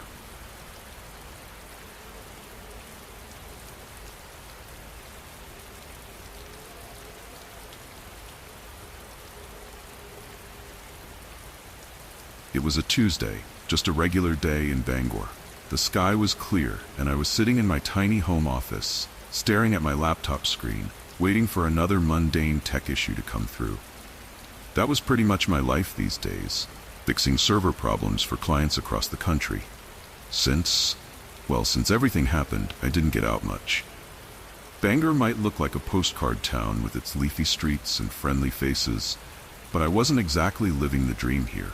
My wife, Laura, God, it still feels weird saying was, died in a car crash about a year ago. I guess I never really moved on. I stayed here, working remotely, avoiding people. It was easier that way. Life felt like a routine I couldn't break, and honestly, I didn't try. Anyway, I was sipping my third coffee of the day, waiting for a system to reboot when, bam, the screen just went black. I frowned, tapping a few keys, thinking it was just a minor glitch. But then my phone lost signal. I checked the router. No lights. Power's out too. Great, I muttered to myself, leaning back in my chair. At first I figured it was just another main power outage. They happen often enough. I mean, it's Maine, but something felt off. You know how sometimes you just know things are about to get worse? Yeah, that kind of feeling. I walked to the window and looked out at the street. A few neighbors were already outside, checking their phones, looking confused. I pulled on my jacket and decided to head out too. If there's one thing this town is good for, it's that you can always count on Mrs. Whitfield, the old lady who lives across the street, to know what's going on. She's been around since before Bangor even had a Walmart, and she's not shy about reminding you. I figured she might have heard something, or at least have a working radio, or a candle, or something. As I crossed the street, I noticed something strange. People were standing still, like they forgot what they were doing. There was a guy just standing in his driveway. His dog was sitting next to him, waiting like, are we going for a walk or not? The guy wasn't moving though, just staring into the distance, like someone hit the pause button on him. I kept walking, trying not to overthink it. I mean, people are weird. Maybe he was just zoning out? Whatever. I had bigger things to worry about. Mrs. Whitfield's place was right in front of me, and as I walked up her front steps, I could see her standing by the window. At first, I thought she was looking out, but her eyes were kind of glazed. Her lips were moving, but no sound was coming out. It was creepy, and I don't use that word lightly. "Mrs. Whitfield?" I knocked on the door, trying to get her attention. Nothing. I knocked harder. Still nothing. I went around to the side window and tried again. "Mrs. Whitfield, you okay?"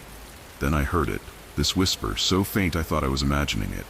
Her voice shaky, whispering, something over and over again. I pressed my ear to the glass and heard it clearly. It's in the silence, in the pulse. It's coming for us. That gave me pause. I'm not the paranoid type, but something about the way she said it chilled me. I don't know how else to explain it. It was like she was reciting something she'd known her whole life, but had never said out loud. I knocked one more time, louder. That's when she snapped out of it. Her eyes focused, and she whipped her head around like she'd just woken from a nightmare. Before I could say anything, she was at the door, yanking it open and grabbing my arm with a grip way too strong for someone her age. "Jake," she rasped. "Don't listen. Don't let it in." "What?" I said, half laughing, thinking maybe she'd had too much to drink. Or maybe she was... I don't know. Something wasn't right. She looked at me like I was a fool, like I didn't understand how serious things were. "The silence. It's not what you think. It's something else. You can't hear it, but it's there. It's in the pulse, in the air. You have to stop listening." "Mrs. Whitfield, slow down." "What are you talking about?"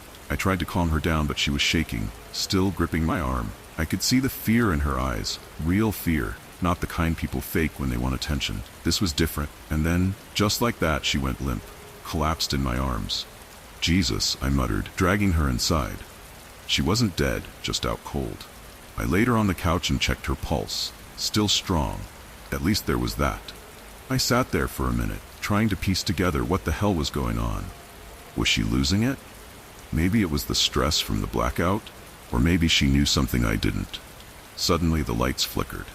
I looked up, thinking maybe the power was coming back. But it was just a flash.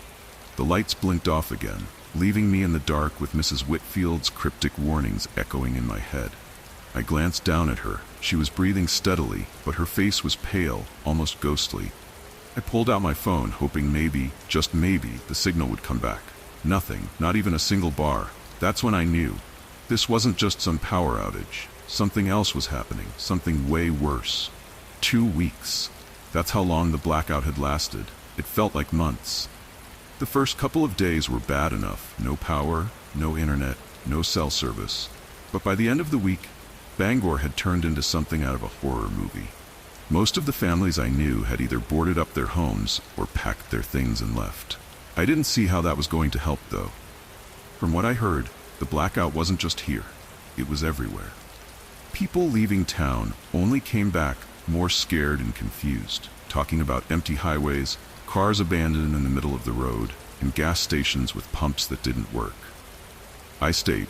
I didn't have anywhere to go, anyway. The only reason I ventured out at all was because of what happened with Mrs. Whitfield. After she passed out in my arms, I couldn't get her words out of my head. "It's in the silence, in the pulse, it's coming for us." It gnawed at me, kept me awake at night, wondering if she was right, if there was something bigger at play, something none of us could see. Then the power started flickering, just for a second, but long enough to notice something strange. The first time it happened, I was walking down to the corner store to see if they had any food left. The power blinked on for a split second, and a group of people across the street stopped dead in their tracks. It was weird, like they were hit with a stun gun or something. They just stood there, heads tilted to one side, staring at nothing. Then, just as quickly, they started moving again, like nothing had happened. That's when I heard it. The same whisper I'd heard from Mrs. Whitfield. Faint but unmistakable. It's in the silence, in the pulse. That wasn't a coincidence. It couldn't be. I was turning it over in my head when I ran into Todd, my ex-wife's brother. Todd and I weren't exactly close since Laura died, but seeing someone familiar in all this madness was a relief. He waved me over, looking like he hadn't slept in days. "Jake," he said, his voice low, like we were sharing a secret. "You've noticed it too, right? The flickering?" I nodded. "Yeah. What the hell is going on, Todd?" He pulled me into the alley next to the store and started talking fast.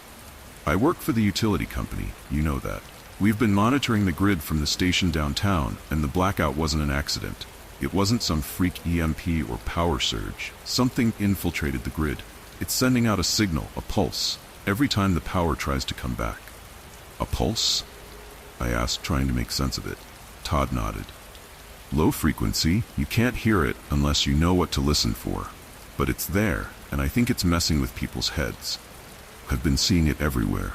People are acting wrong. You've noticed it, right? The whispers, the way they just stop and stare?" He wasn't wrong. I'd seen it with my own eyes, but hearing him say it out loud made it feel too real. How is a signal making people lose it like this? "That's the thing," Todd continued. "We don't know where it's coming from. All we know is that it's not from the grid. It's like something is piggybacking on the power lines, using them to spread this, whatever it is." I stood there, letting it sink in. It sounded insane, but so did everything else happening in Bangor. So what do we do? Todd glanced around nervously, like someone could be listening. I've been working with a few people. Dana, a nurse at the hospital, and Greg, an old military guy who knows his way around a radio. We're trying to reach the emergency broadcasting station. If we can get there, we might be able to figure out where the pulse is coming from, or at least send out a warning to anyone still unaffected. It wasn't like I had a better plan. All right, I said, count me in. We met up with Dana and Greg near the edge of town. Dana was visibly shaken. She'd seen some things at the hospital she wouldn't talk about, but I could tell it had messed her up. Greg was the opposite, stoic, calm, and ready for action. The guy looked like he'd been waiting for the world to fall apart his entire life. The plan was simple. Head to the emergency broadcasting station on the outskirts of Bangor, get inside, and figure out what the hell was going on. Easier said than done. As we moved through town, the streets were eerily empty. Most of the houses were dark, some with windows boarded up. But here and there, we'd see people, standing alone or in small groups, whispering that same damn phrase. It's in the silence, in the pulse. They didn't react to us at all. It was like we weren't even there. I don't like this, Dana muttered, gripping the handle of her flashlight like it was a weapon. This isn't normal. Nothing's been normal for days, Greg replied. Keep moving. The closer we got to the station, the worse it got. More people in the streets, standing like statues, eyes glazed over. I tried not to look at them for too long. It was like they could sense when you were staring. But the whispers, the low murmur of their voices, followed us wherever we went. Finally, we reached the broadcasting station. The building was dark, the front door slightly ajar. Todd pushed it open, and the four of us stepped inside, the air thick with that oppressive silence. I could feel it, like the place was holding its breath, waiting for something to happen. We split up to search the building. Dana went to check the control room, Todd headed to the electrical panel, and Greg took a flashlight to explore the rest of the offices. I stayed in the lobby, scanning the room for any sign of life. That's when I noticed the bodies. At first I thought they were just sleeping, slumped over their desks and chairs, but then I saw their hands, wrapped around their own throats, their faces twisted in expressions of horror and pain. They'd killed themselves, all of them. What the hell? I whispered, backing away. There was no blood, no sign of struggle. They'd just strangled themselves. Before I could process it, Dana screamed from down the hall. I rushed toward her, heart pounding, and found her on the floor of the control room, clutching her head. Dana, what's wrong? I crouched next to her, trying to pull her hands away from her ears, but she was trembling, her eyes wide with panic. It's in my head, she screamed. The voice, it's telling me to follow the pulse. It's telling me to go.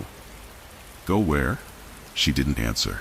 Before I could stop her, Dana stumbled to her feet and ran out of the room, bolting for the exit.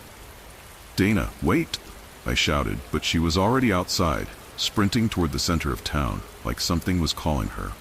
Greg appeared beside me, looking grim. We have to go after her. Todd was still fiddling with the electrical panel, but he looked up, his face pale. She's gone, Jake. Whatever's out there, it's already got her. I didn't want to believe it, but deep down, I knew he was right. The pulse wasn't just messing with people's minds. It was pulling them in, controlling them. And Dana was already too far gone. As we stood there in the empty station, I realized something horrifying. This wasn't just a blackout, it was a takeover. We ran. I don't know why.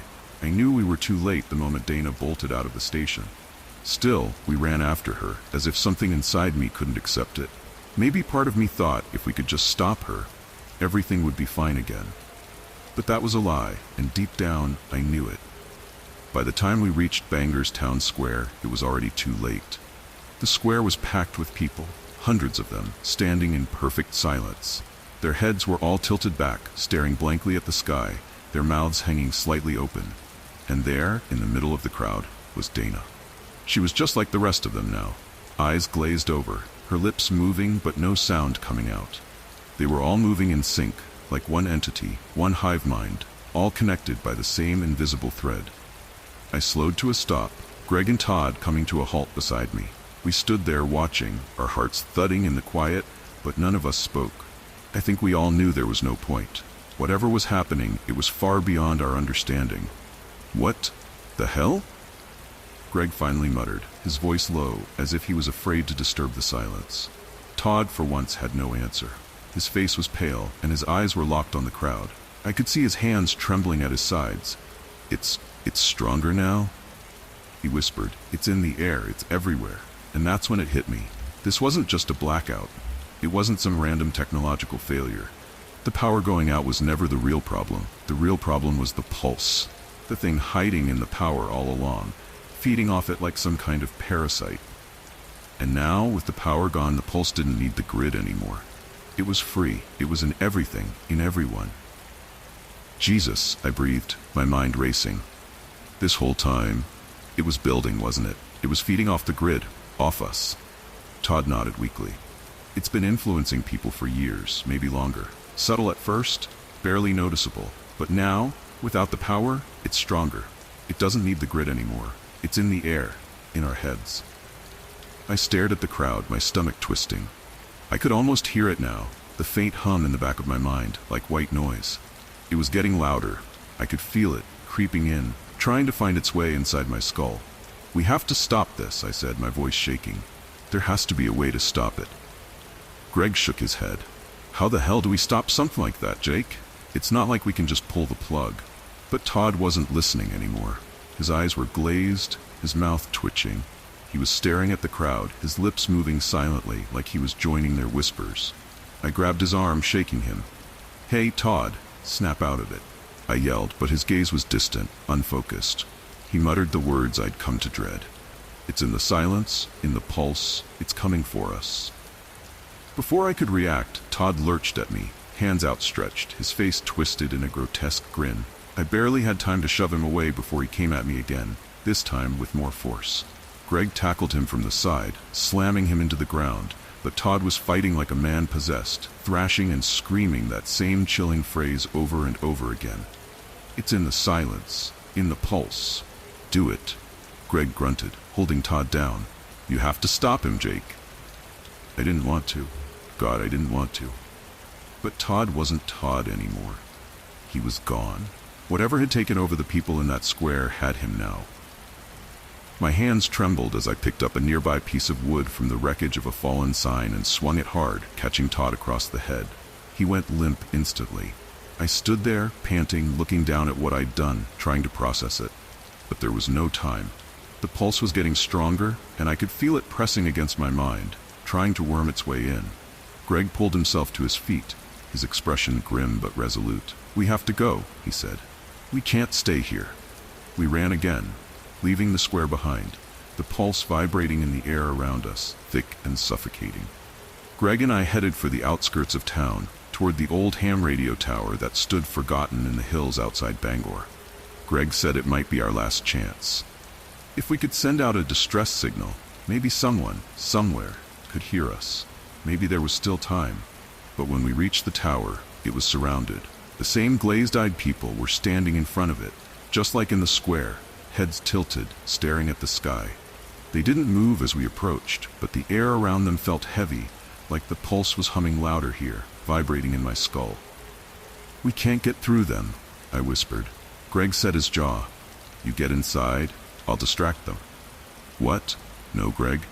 I've been in worse scrapes," he said with a tight smile. "Just go. Don't let this be for nothing." Before I could argue, Greg charged forward, yelling and waving his arms. The crowd turned toward him, their movements slow and deliberate, and I took the chance. I slipped past them, darting toward the tower's door and slamming it shut behind me. Inside, it was dark and musty, the equipment covered in dust, but it was still functional. I raced to the control panel, flipping switches, trying to power up the old radio system. The lights flickered as the equipment groaned to life, and I could hear the faint crackle of static. But just as I reached for the microphone, the pulse hit me full force. It wasn't just a hum anymore. It was a voice, cold, mechanical, and unfeeling, speaking directly into my brain. "You are all ours now." My vision blurred, my thoughts clouded, and I could feel it creeping inside me, taking over, erasing everything that was me. I fought it, screaming inside my own head, trying to hold on to myself, but it was too strong. The pulse was everywhere. It was everything. With the last bit of control I had, I reached for the microphone, my fingers shaking as I pressed the button. Static crackled through the speaker, and I whispered into it, my voice barely audible. "Help us." The lights flickered again, and the pulse surged, flooding my mind, erasing everything. My vision went dark, and the last thing I saw before it consumed me was the crowd outside, standing in perfect silence, waiting for orders from the sky.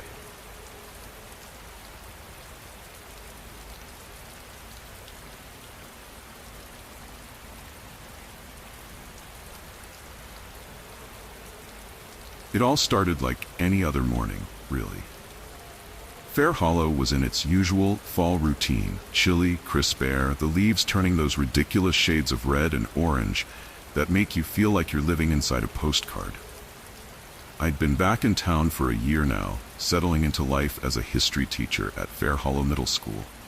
Not exactly where I pictured myself after a decade in the city, but my mom wasn't getting any younger and someone had to look after her.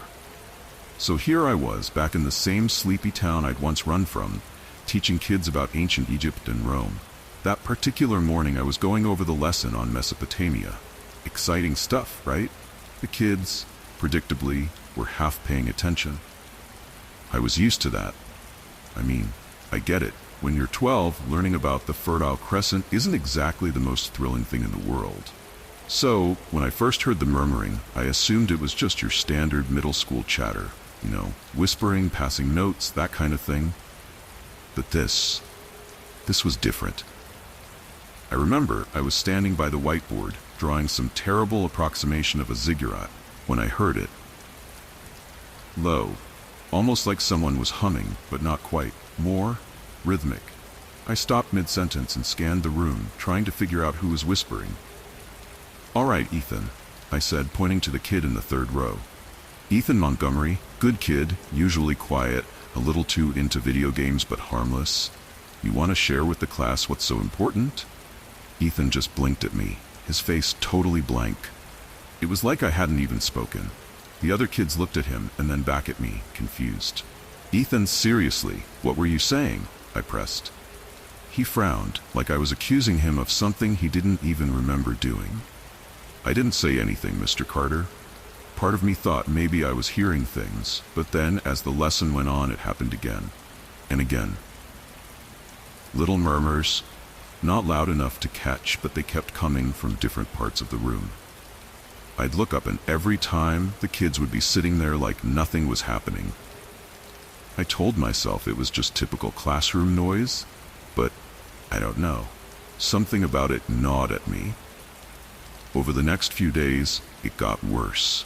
More kids started doing it, whispering these weird guttural sounds under their breath. At first, I couldn't make out any words, but the more I listened, the clearer it became. It wasn't English, that's for sure. It almost sounded like a chant, the kind of thing you'd expect to hear in one of those ancient rituals I'd been lecturing about. I pulled Ethan aside after class one afternoon, figuring I'd get him to admit it was some kind of prank. Maybe the kids were messing with me. "Ethan," I said, "I need you to be honest with me. What have you guys been saying in class? Is this some kind of joke?" He just stared at me, wide-eyed, like I'd asked him to explain quantum physics. "I don't know what you're talking about, Mr. Carter. I haven't been saying anything." I didn't believe him, but it wasn't like I had proof. They all played dumb. Ethan, Haley, Charlie, even the ones I knew would crack if it were a joke. It was like they genuinely had no idea what I was talking about. A few days later, I decided to record one of the sessions. Yeah, I know, it sounds creepy, but I had to know if I was losing my mind. During one of the chants, I hit record on my phone, pretending to review their homework, while they mumbled under their breath. When I played it back later, I could hear it, clear as day. It wasn't just random muttering. It was a language. Something old. I sent the recording to my friend, Paul, who's a linguist at some big shot university. The guy knows more about dead languages than anyone I've ever met. When he called me back that night, I could tell by his voice he was spooked. "Alex," he said, "this isn't just some kids making up words. This sounds like, I don't know, man, but it's ancient. Really ancient. The closest I can guess is something related to old sacrificial rites. But there's one word I can make out pretty clearly. Kinthos. Kinthos? I repeated. Scribbling it down on a sticky note like that would somehow make it less terrifying. What does that even mean? Honestly, I'm not sure, but I've seen references to it in old texts. It's the name of a god or a demon, depending on the source. Either way, it's not good news. I'd keep an eye on this, Alex. This kind of thing doesn't just happen. That wasn't exactly comforting. So, of course, that night, I made the brilliant decision to mention all of this to my mom while helping her around her old farmhouse. I figured she'd laugh it off, tell me I was being paranoid. Instead, the second I brought it up, she went pale. Her hands started shaking as she tried to light the candle on the dining room table. "Mom, what's wrong?" I asked.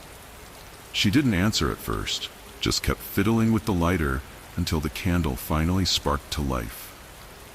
Then she sat down, her face drawn and tired in a way I hadn't noticed before.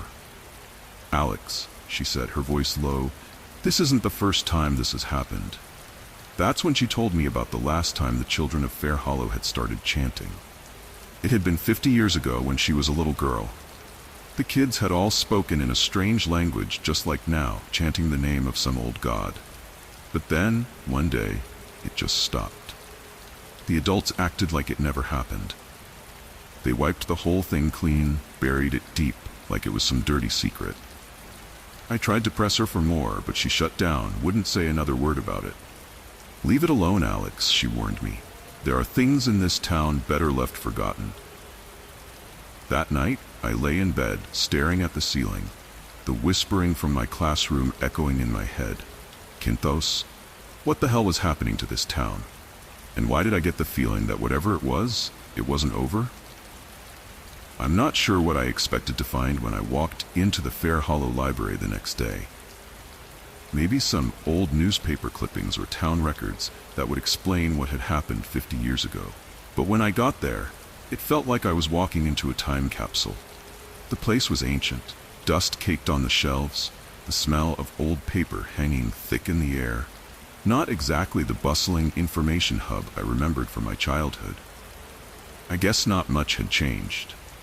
Mrs. Deering was still there, sitting behind the front desk like she had for as long as I could remember. She had to be in her 80s now, her sharp features softened by age, her white hair pinned back in the same neat bun she always wore. As soon as I approached, her eyes narrowed, and I could tell she wasn't thrilled about me snooping around. "Alex Carter," she said, her voice raspy but still strong. "Haven't seen you here in a while. What brings you by?"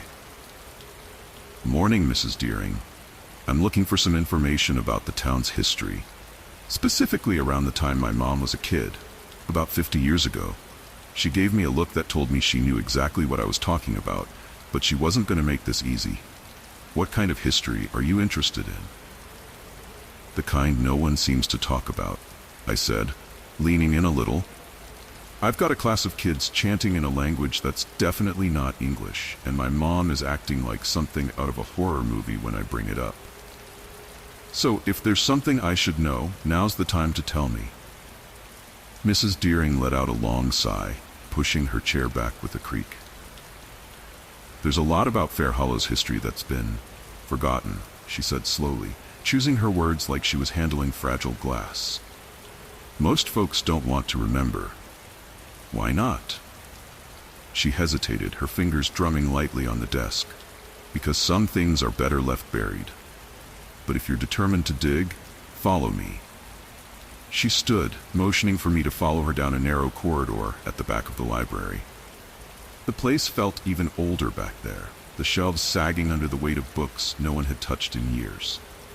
At the end of the hall, she unlocked a door I'd never noticed before and flicked on a dim light that revealed a set of stairs leading down. "Be careful down there," she warned. "What you find might not give you the answers you're looking for." I didn't know how to respond to that, so I just nodded and headed down into the basement. The air down there was colder, damp, and musty. The kind of place where time had stood still for decades. The shelves were cluttered with old records, faded books, and boxes of documents that looked like they hadn't been touched since the Nixon administration. As I walked between the shelves, I felt this overwhelming sense that I wasn't supposed to be there. Like I was trespassing on something ancient and dangerous. Eventually, I found what I was looking for. A thick, dusty manuscript bound in cracked leather. The cover faded, but still legible. The Forgotten Chant of Kinthos. I flipped it open and started reading. The first few pages were written in a flowery, old-fashioned style. But as I scanned the text, one thing became painfully clear. This was no ordinary historical record. It detailed the worship of an ancient god, Kinthos, whose followers had spread throughout small, isolated communities, including ones like Fair Hollow. According to the manuscript, Kinthos was a god who demanded sacrifice. Not just any sacrifice, though. He wanted children. The cult, it said, had been wiped out centuries ago, but there were whispers of pockets of followers still hiding in remote places, carrying on the rituals in secret. One section in particular made my stomach churn. It described how children marked by Kinthos would begin chanting in his name, speaking in ancient tongue until the time came for the final sacrifice. The chanting would start slowly, like a whisper, but it would grow louder and more frequent as the time of the ritual approached. I couldn't read any further. I slammed the book shut, my hands trembling slightly as I placed it back on the shelf. My mind was racing, trying to process what I'd just read. Fair Hollow, my town, had been part of this. The kids in my classroom weren't just whispering nonsense. They were chanting the name of an ancient god. And if the manuscript was right, they were leading up to something much, much worse. The basement lights flickered. I froze, listening. There were footsteps above me, soft at first, but then growing louder, like someone was walking slowly across the floor of the library. But it was late. Mrs. Deering had been the only person up there. I listened as the footsteps moved closer toward the basement stairs. I didn't stick around to find out who or what was coming. Grabbing the manuscript, I bolted up the stairs, the old wood creaking under my feet. By the time I reached the top, the footsteps had stopped, and the library was as quiet as it had been when I arrived. Mrs. Deering wasn't at her desk, but I didn't care. I left the library in a rush, feeling like I just narrowly escaped something I couldn't explain. When I got home, I tried calling Paul again, but this time there was no answer. Straight to voicemail. I left a message, pacing around my small living room, trying to make sense of everything.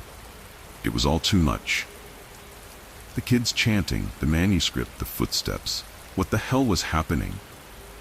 I sat down with the manuscript, flipping through the pages, trying to make sense of the language the children had been speaking. From what I could gather, it wasn't just random chanting. It was a prayer to Kinthos. And the more they chanted, the closer the god would come to breaking through into our world. The part that really got to me was the description of the final stage.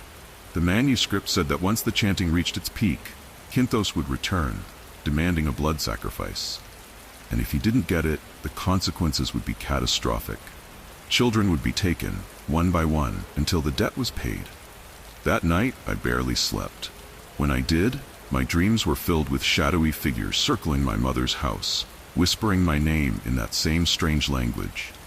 They moved like they were gliding, their faces blurred, their voices a low, rumbling chant. I woke in a sweat, my heart hammering, convinced that someone or something was outside. I went to the front door to check, and that's when I saw it. Etched into the wood, right above the door frame, was a symbol. It looked ancient, like something you'd see carved into a stone temple. I recognized it instantly. It was the same sigil I'd seen in the manuscript, the mark of Kinthos. The symbol above my front door stuck with me, like an itch I couldn't scratch. It was unsettling, sure, but more than that, it was personal. Someone or something had put it there, and it wasn't random. After seeing it in the manuscript, I knew this mark was connected to the god Kinthos, and whoever or whatever was behind this wasn't done yet. The next morning, I tried to shake off the lingering sense of dread as I made my way to the school. But Fair Hollow was different. You know how sometimes a place just feels off, like the air's changed and you can't quite put your finger on it? That's what it felt like. There were fewer people out and about, and the ones I did see kept their heads down, moving quickly like they didn't want to stick around too long. Even the birds were gone, their usual morning chorus replaced by this unnerving silence that clung to everything. When I got to school, it was clear something was wrong. The kids were quieter, more distant. They weren't laughing or whispering like they usually did. They were just sitting there, eyes glazed over, like they were all in some kind of trance. It was almost worse than the chanting. I stood at the front of the class, trying to start the lesson, but no one was paying attention. A few minutes in, I heard it again, that low, rhythmic murmur. It started with one kid, then two, then the whole class. The same guttural chant, only this time it wasn't a whisper. It was louder, more insistent. "Hey!" I called out, slamming my hand down on my desk. "Cut it out." Nothing. They just kept going, eyes locked on me, mouths moving in perfect unison. I felt a knot tighten in my chest as I realized it wasn't just random noise anymore. They were repeating the same phrase over and over again. Kinthos, Kinthos. It was the name from the manuscript, the name of the god. And now, it was coming from every kid in the room. I didn't know what to do. I tried calling the principal, but the phone just rang and rang. I even tried grabbing one of the kids, Ethan, the same kid who'd started it all. I shook him lightly, trying to snap him out of it, but he just kept chanting, eyes glassy, like he was somewhere else entirely. At that point, I knew I had to leave. This wasn't something I could handle. I grabbed my stuff and walked out of the school, the sound of their chanting still echoing in my ears as I headed for the only place I could think of, my mom's house. When I got to the farmhouse, it was already late afternoon. The sun was low, casting long shadows across the yard. The symbol, that damn sigil, was still etched above her door, just like the one on mine. I couldn't tell if it was recent or if it had been there all along and I just never noticed. Either way, it wasn't a good sign. "Mom," I called, stepping inside. She was in the kitchen, sitting at the table, her hands shaking as she tried to hold her coffee cup. When she saw me, she didn't smile or say hello. She just stared, her eyes wide with fear. "They've come back?" she said, her voice barely above a whisper. I didn't need to ask who she meant. "What do you mean, they? The kids?" She nodded slowly. "It's starting again, just like it did when I was a girl. The chanting, the symbols, it's all part of the ritual. They're preparing for him." "Him?" "Kinthos," she said, her voice trembling. "He's coming back." I sat down across from her, trying to make sense of everything. "Mom, you need to tell me what happened last time. I know something went down when you were a kid, but I need the whole story. What is this? Why is this happening?" She stared at her cup, her hands still shaking. "We didn't know what we were doing back then. We thought it was just some weird phase, something the kids would grow out of. But the chanting didn't stop. It got louder, more frequent. The adults didn't want to believe it. They thought it would pass, but then the disappearances started." "Disappearances?" She nodded. "Children, they just vanished. One by one. My best friend Mary, she was the first. I remember the day it happened like it was yesterday. She was in class, just like any other day, and then she was gone. No one saw her leave, no one knew where she went. It was like she just disappeared into thin air. After that, more kids went missing. The town tried to keep it quiet, but people were scared. That's when the adults finally stepped in." "What did they do?" "They made a deal," she whispered, her voice so low I had to lean in to hear her. "With Kinthos. They thought if they performed the ritual, if they sacrificed one child willingly, the others would be spared. So they did it. They took one of the kids, and they offered them up." I felt like I'd been punched in the gut. "Are you saying they sacrificed a child?"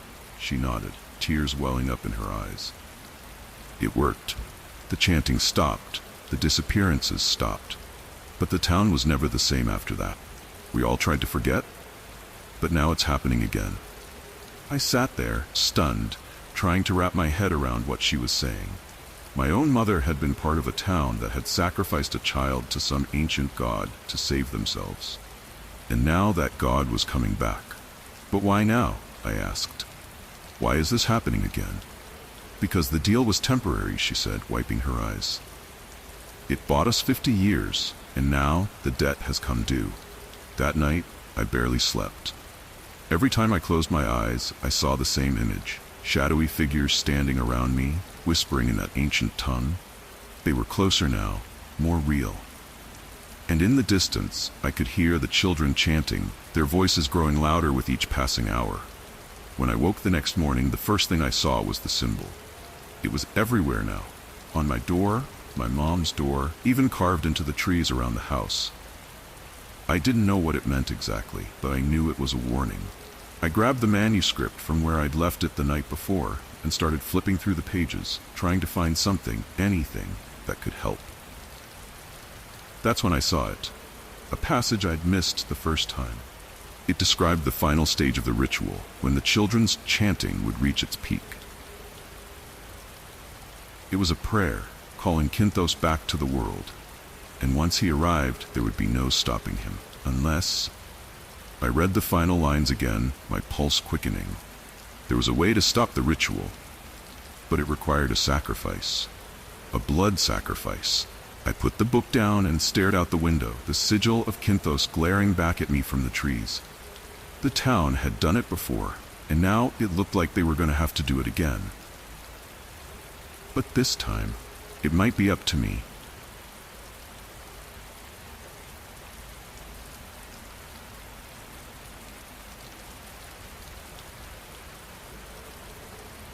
It all started one night, just after I'd fallen asleep on the couch.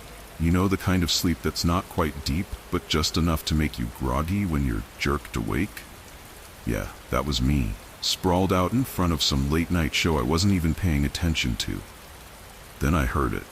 This scream, raw and terrified, ripped through the house like a damn fire alarm. Ethan! I shot up, half stumbling over the coffee table, and ran straight to his room. He was sitting there, sheets twisted around him, sweat dripping down his face. His eyes were wide open, staring at the corner of the room, like he was waiting for something to jump out at him. "Dad," he whispered, his voice shaking. It was the monster. It was right there watching me. Now you've got to understand, Ethan doesn't get nightmares. He's the kind of kid who sleeps through thunderstorms and snores right through movie monsters. So this was new, and I could see it in his face. He wasn't faking. He was scared out of his mind. I knelt down by his bed, trying to figure out what to say. "Hey, it's okay, buddy. Just a dream, all right? There's no monster here." "Look." I glanced over to the corner he'd pointed to. All I saw was a pile of his toys, nothing out of the ordinary. But Ethan didn't calm down. His little hands were still trembling as he grabbed my arm. "No, Dad. He's real. He was watching me. He said he's gonna come back. You ever get that weird, nagging feeling in the back of your mind? Like something's off, but you can't quite put your finger on it? That's what I felt right then. I mean, yeah, kids have nightmares, right? But the way Ethan was looking at me, it felt like more than just a bad dream. Still, what could I do? I pulled him into a hug, smoothed his hair back, and told him the usual dad stuff. How it was just his imagination, how he was safe, all that. But I didn't miss the way he kept glancing over my shoulder at the corner of the room. I tucked him back into bed, sat with him until his breathing slowed down and he drifted off. But as I stood up to leave, I felt it. A weird chill in the air. Like the room itself was holding its breath. I don't know how else to describe it. It wasn't cold, but it sure as hell wasn't right either. I shook it off, telling myself I was just tired. Next morning, things seemed fine. Ethan was his usual self, though a bit quiet at breakfast. I figured he was still shaken up from the dream, so I didn't push it. Went to work. Tried to put it out of my mind, you know? But later that day, when I got home, things took a turn. I called for Ethan, figuring he'd be in his room playing video games or whatever. No answer? Not a peep. I called again, a little louder this time. Still nothing. Panic started to creep in, so I checked his room, the kitchen, the backyard. Nothing. Then I heard something from the basement. That low, quiet murmur you get when someone's talking to themselves. I went downstairs and there he was, huddled in the corner, whispering under his breath. "Ethan, I kept my voice steady, but inside I was freaking out. "What are you doing down here, buddy?" He looked up at me, and I swear, the kid was pale as a sheet. "Dad, the monster came again," he said, his voice barely above a whisper. He said, "He's coming for you." I just stood there for a second, trying to process what he'd said. "What do you mean, coming for me? It's just a bad dream, Ethan. Monsters aren't real." He shook his head, his eyes wide. "No, Dad, he was here.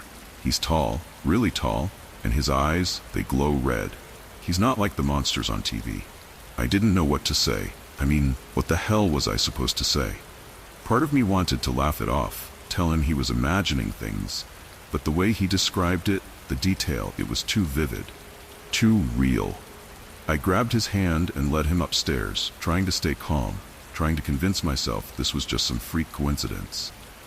But that night, I decided to stay in his room. I told myself it was just to comfort him, but deep down, I think I wanted to see for myself if anything strange was going on. Midnight rolled around, and I was starting to nod off in the chair beside Ethan's bed when I heard it. Scratching. Faint, but steady. Like nails dragging slowly across the wall. At first, I brushed it off as tree branches in the wind. But then I remembered, there weren't any trees near that side of the house. I got up quietly, trying not to wake Ethan, and checked the window. No branches, no wind, nothing. Then I saw the marks. Faint, but there, claw marks, just above the doorframe. I ran my fingers over them, hoping they were something else, anything else. But no, they were real, and they hadn't been there before. That's when it hit me. This wasn't just Ethan's nightmares. Whatever this was, it was trying to claw its way out of his dreams and into our world. I didn't sleep much after finding those claw marks. Every night it was the same thing. Scratching sounds, the occasional thump, and Ethan waking up in a cold sweat, muttering about the monster. He wasn't the same kid anymore. He'd always been so lively, full of energy, but now he was quiet, distant. His eyes seemed darker, like he hadn't slept in days, which made two of us. At first, it was little things. Ethan hearing footsteps, toys moving around on their own. But then I started seeing things too, and I'm not the type to believe in that kind of stuff. Shadows would shift in the corner of my eye, but when I'd look, nothing. I'd catch glimpses of figures that shouldn't be there, like a tall shape standing by the window or something slipping out of view when I turned my head. It was like the whole house had taken on this feeling that made it impossible to relax, like it was watching us. One morning, I found Ethan standing by the window, just staring out at the street. It was early, barely dawn. He didn't even turn when I came in. "Ethan, what are you doing up?" I asked, keeping my voice low, trying not to spook him. He didn't answer right away, just kept staring out the window, as if he was waiting for something. Then, without looking at me, he said, "It's going to be worse tonight." His voice was flat, almost robotic. "He's angry that we locked the door." I didn't even know what to say. Locking the door had been my idea, just a desperate move to make Ethan feel safer. But how did he know? He hadn't been awake when I did it. I stood there for a second, processing that, before I finally moved him away from the window and took him downstairs for breakfast, pretending like everything was normal. But deep down, I knew it wasn't. Something was happening, something I couldn't explain. That night, I decided to set up cameras in his room. It felt crazy, like I was losing my mind, but I had to know. If this thing was real, I needed to see it with my own eyes. I set up 2 cameras, one aimed at Ethan's bed, the other covering the rest of the room. It was a desperate move, sure, but I didn't know what else to do. When I finally sat down to review the footage the next morning, my stomach was in knots. Part of me wanted to prove that it was just nightmares, that I was overthinking this.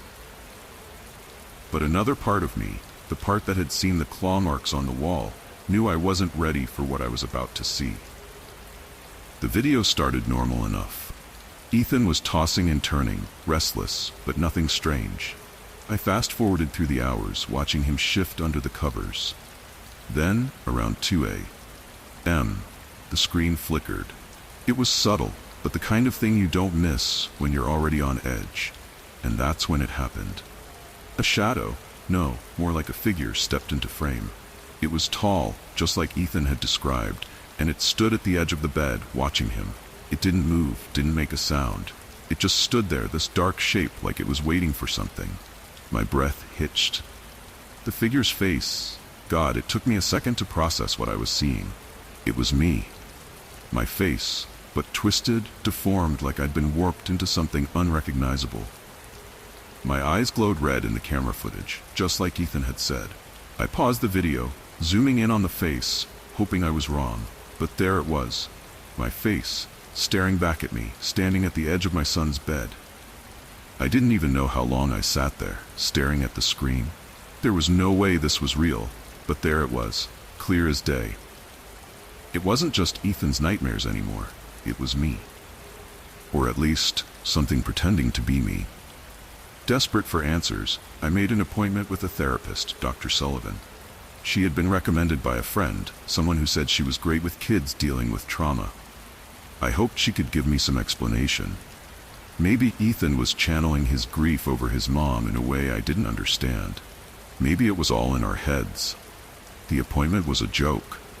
Dr. Sullivan nodded through the whole session, offered some textbook phrases about loss and stress, and prescribed some breathing exercises for Ethan. She dismissed the nightmares entirely, chalking them up to childhood anxiety.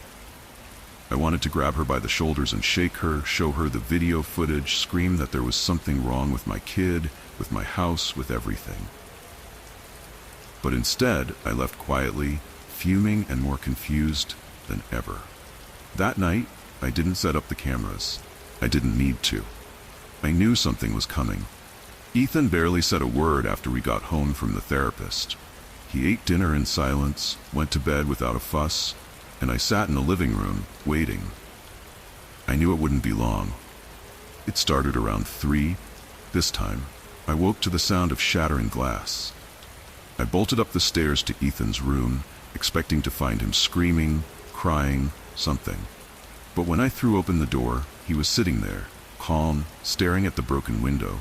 The glass had blown outward, like something had smashed through from inside the room. But what caught my attention wasn't the broken window, it was the sky.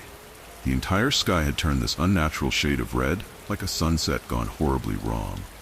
The street outside was empty, not a car or person in sight, and everything was bathed in that eerie red light. It wasn't right. None of it was right. And then I saw him, the shadow figure, standing at the end of the driveway, just like before. Tall, dark, and still. But this time, it wasn't just watching. It was waiting, and I knew in that moment that whatever this thing was, it wasn't just a nightmare anymore. I blinked, and it was gone. Ethan didn't move. He just looked at me and said, "He's getting closer." I was running out of options. Every logical explanation I'd tried to come up with for what was happening in my house was long gone. The shattered glass, the red sky, that figure watching from the driveway. It was all too much. Ethan's nightmares weren't just nightmares anymore. They were bleeding into the real world, and I couldn't ignore it any longer. I needed help. Not the kind you get from therapists or doctors, but someone who might actually know something about this thing. I remembered Mrs. Harper, the town's unofficial historian. She was a strange one, always digging into local folklore and old family secrets.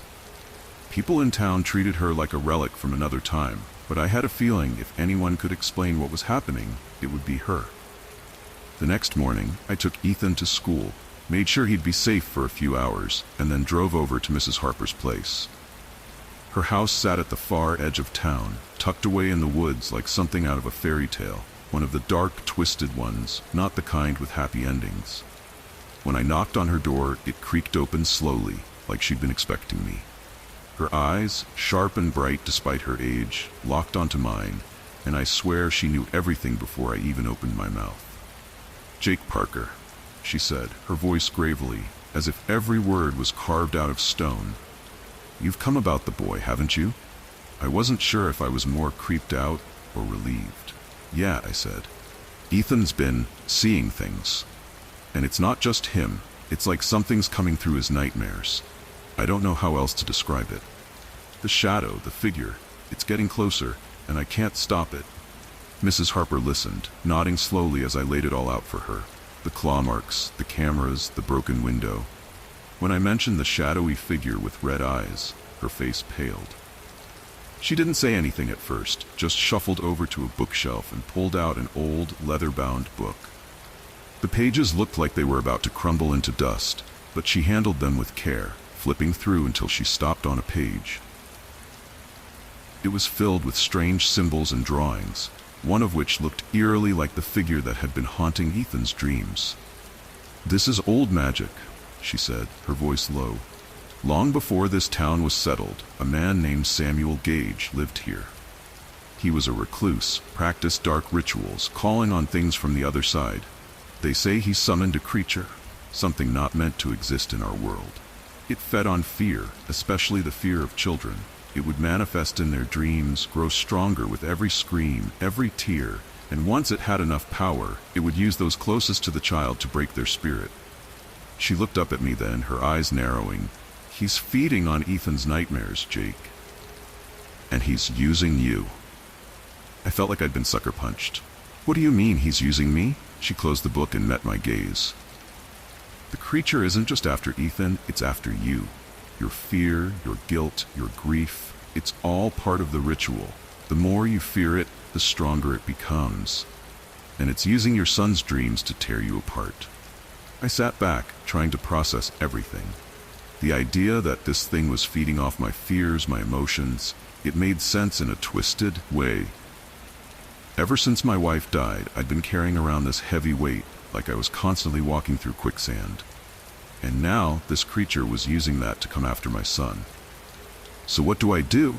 I asked, desperation creeping into my voice. "How do I stop it?" Mrs. Harper's face softened. "You face it. Fear is its power. If you don't give it that, it can't survive. But you have to be careful. It will try to trick you, make you believe it's stronger than it is. You have to stand your ground." That night, I made a decision. I packed up some things and took Ethan to a cabin I'd rented a few times before. It was about an hour out of town, deep in the woods, isolated. I figured if we got far enough away, maybe the creature would weaken. Maybe Ethan would be able to sleep without it creeping into his mind. But as we arrived at the cabin, the air was different, thicker, almost oppressive. The lights flickered when I turned them on, and the place felt colder than it should have for early fall. Ethan, who had been unusually quiet during the drive, suddenly looked at me and whispered, "He followed us, Dad." I tried to keep my face calm, but I knew he was right. I could feel it, that same presence, just outside the cabin, waiting. It didn't take long for things to unravel. As night fell, the shadows in the cabin seemed to stretch longer, darker. I could hear the faint sound of something dragging across the floor, even though nothing was moving. Ethan sat on the couch, wide-eyed, staring at the door like he was waiting for it to burst open. And then it did. The shadow stepped inside, fully formed now, more solid than ever. Its eyes glowed that sickening red, and its face, my face, twisted into a mocking grin. It wasn't just a creature anymore. It was a nightmare made real, feeding off everything I was afraid of, everything I hadn't dealt with since my wife's death. But I didn't run. Not this time. I stood up, my legs shaking, but I forced myself to walk toward it. The thing hissed, its shadowy tendrils writhing, trying to scare me, trying to make me back down. But Mrs. Harper's words echoed in my head. "It feeds on fear." I stopped just inches from it, looking into its glowing eyes, its twisted version of my own face. "You don't scare me," I said, even though every instinct in me was screaming to run. It hissed again, louder this time, but I didn't move. I didn't give it the satisfaction of my fear. And then, just like that, it started to dissolve. The shadows melted away, the eyes dimmed, and within seconds, the creature was gone. Nothing more than a wisp of black mist in the air. The air in the cabin cleared, and for the first time in what felt like forever, I could breathe. Ethan ran to me, clutching my arm, his small body shaking, but I knew we were safe. At least for now. As the first light of dawn crept through the windows, I realized something important. Monsters, real or imagined, are born from the things we bury deep inside ourselves. The fears we ignore, the guilt we carry, the grief we push aside. They don't just go away. They fester, waiting for the right moment to strike. But as we left the cabin, neither Ethan nor I noticed the faint shadow still clinging to the far corner of the room, its eyes glowing softly, patiently watching, because some monsters, they never really leave.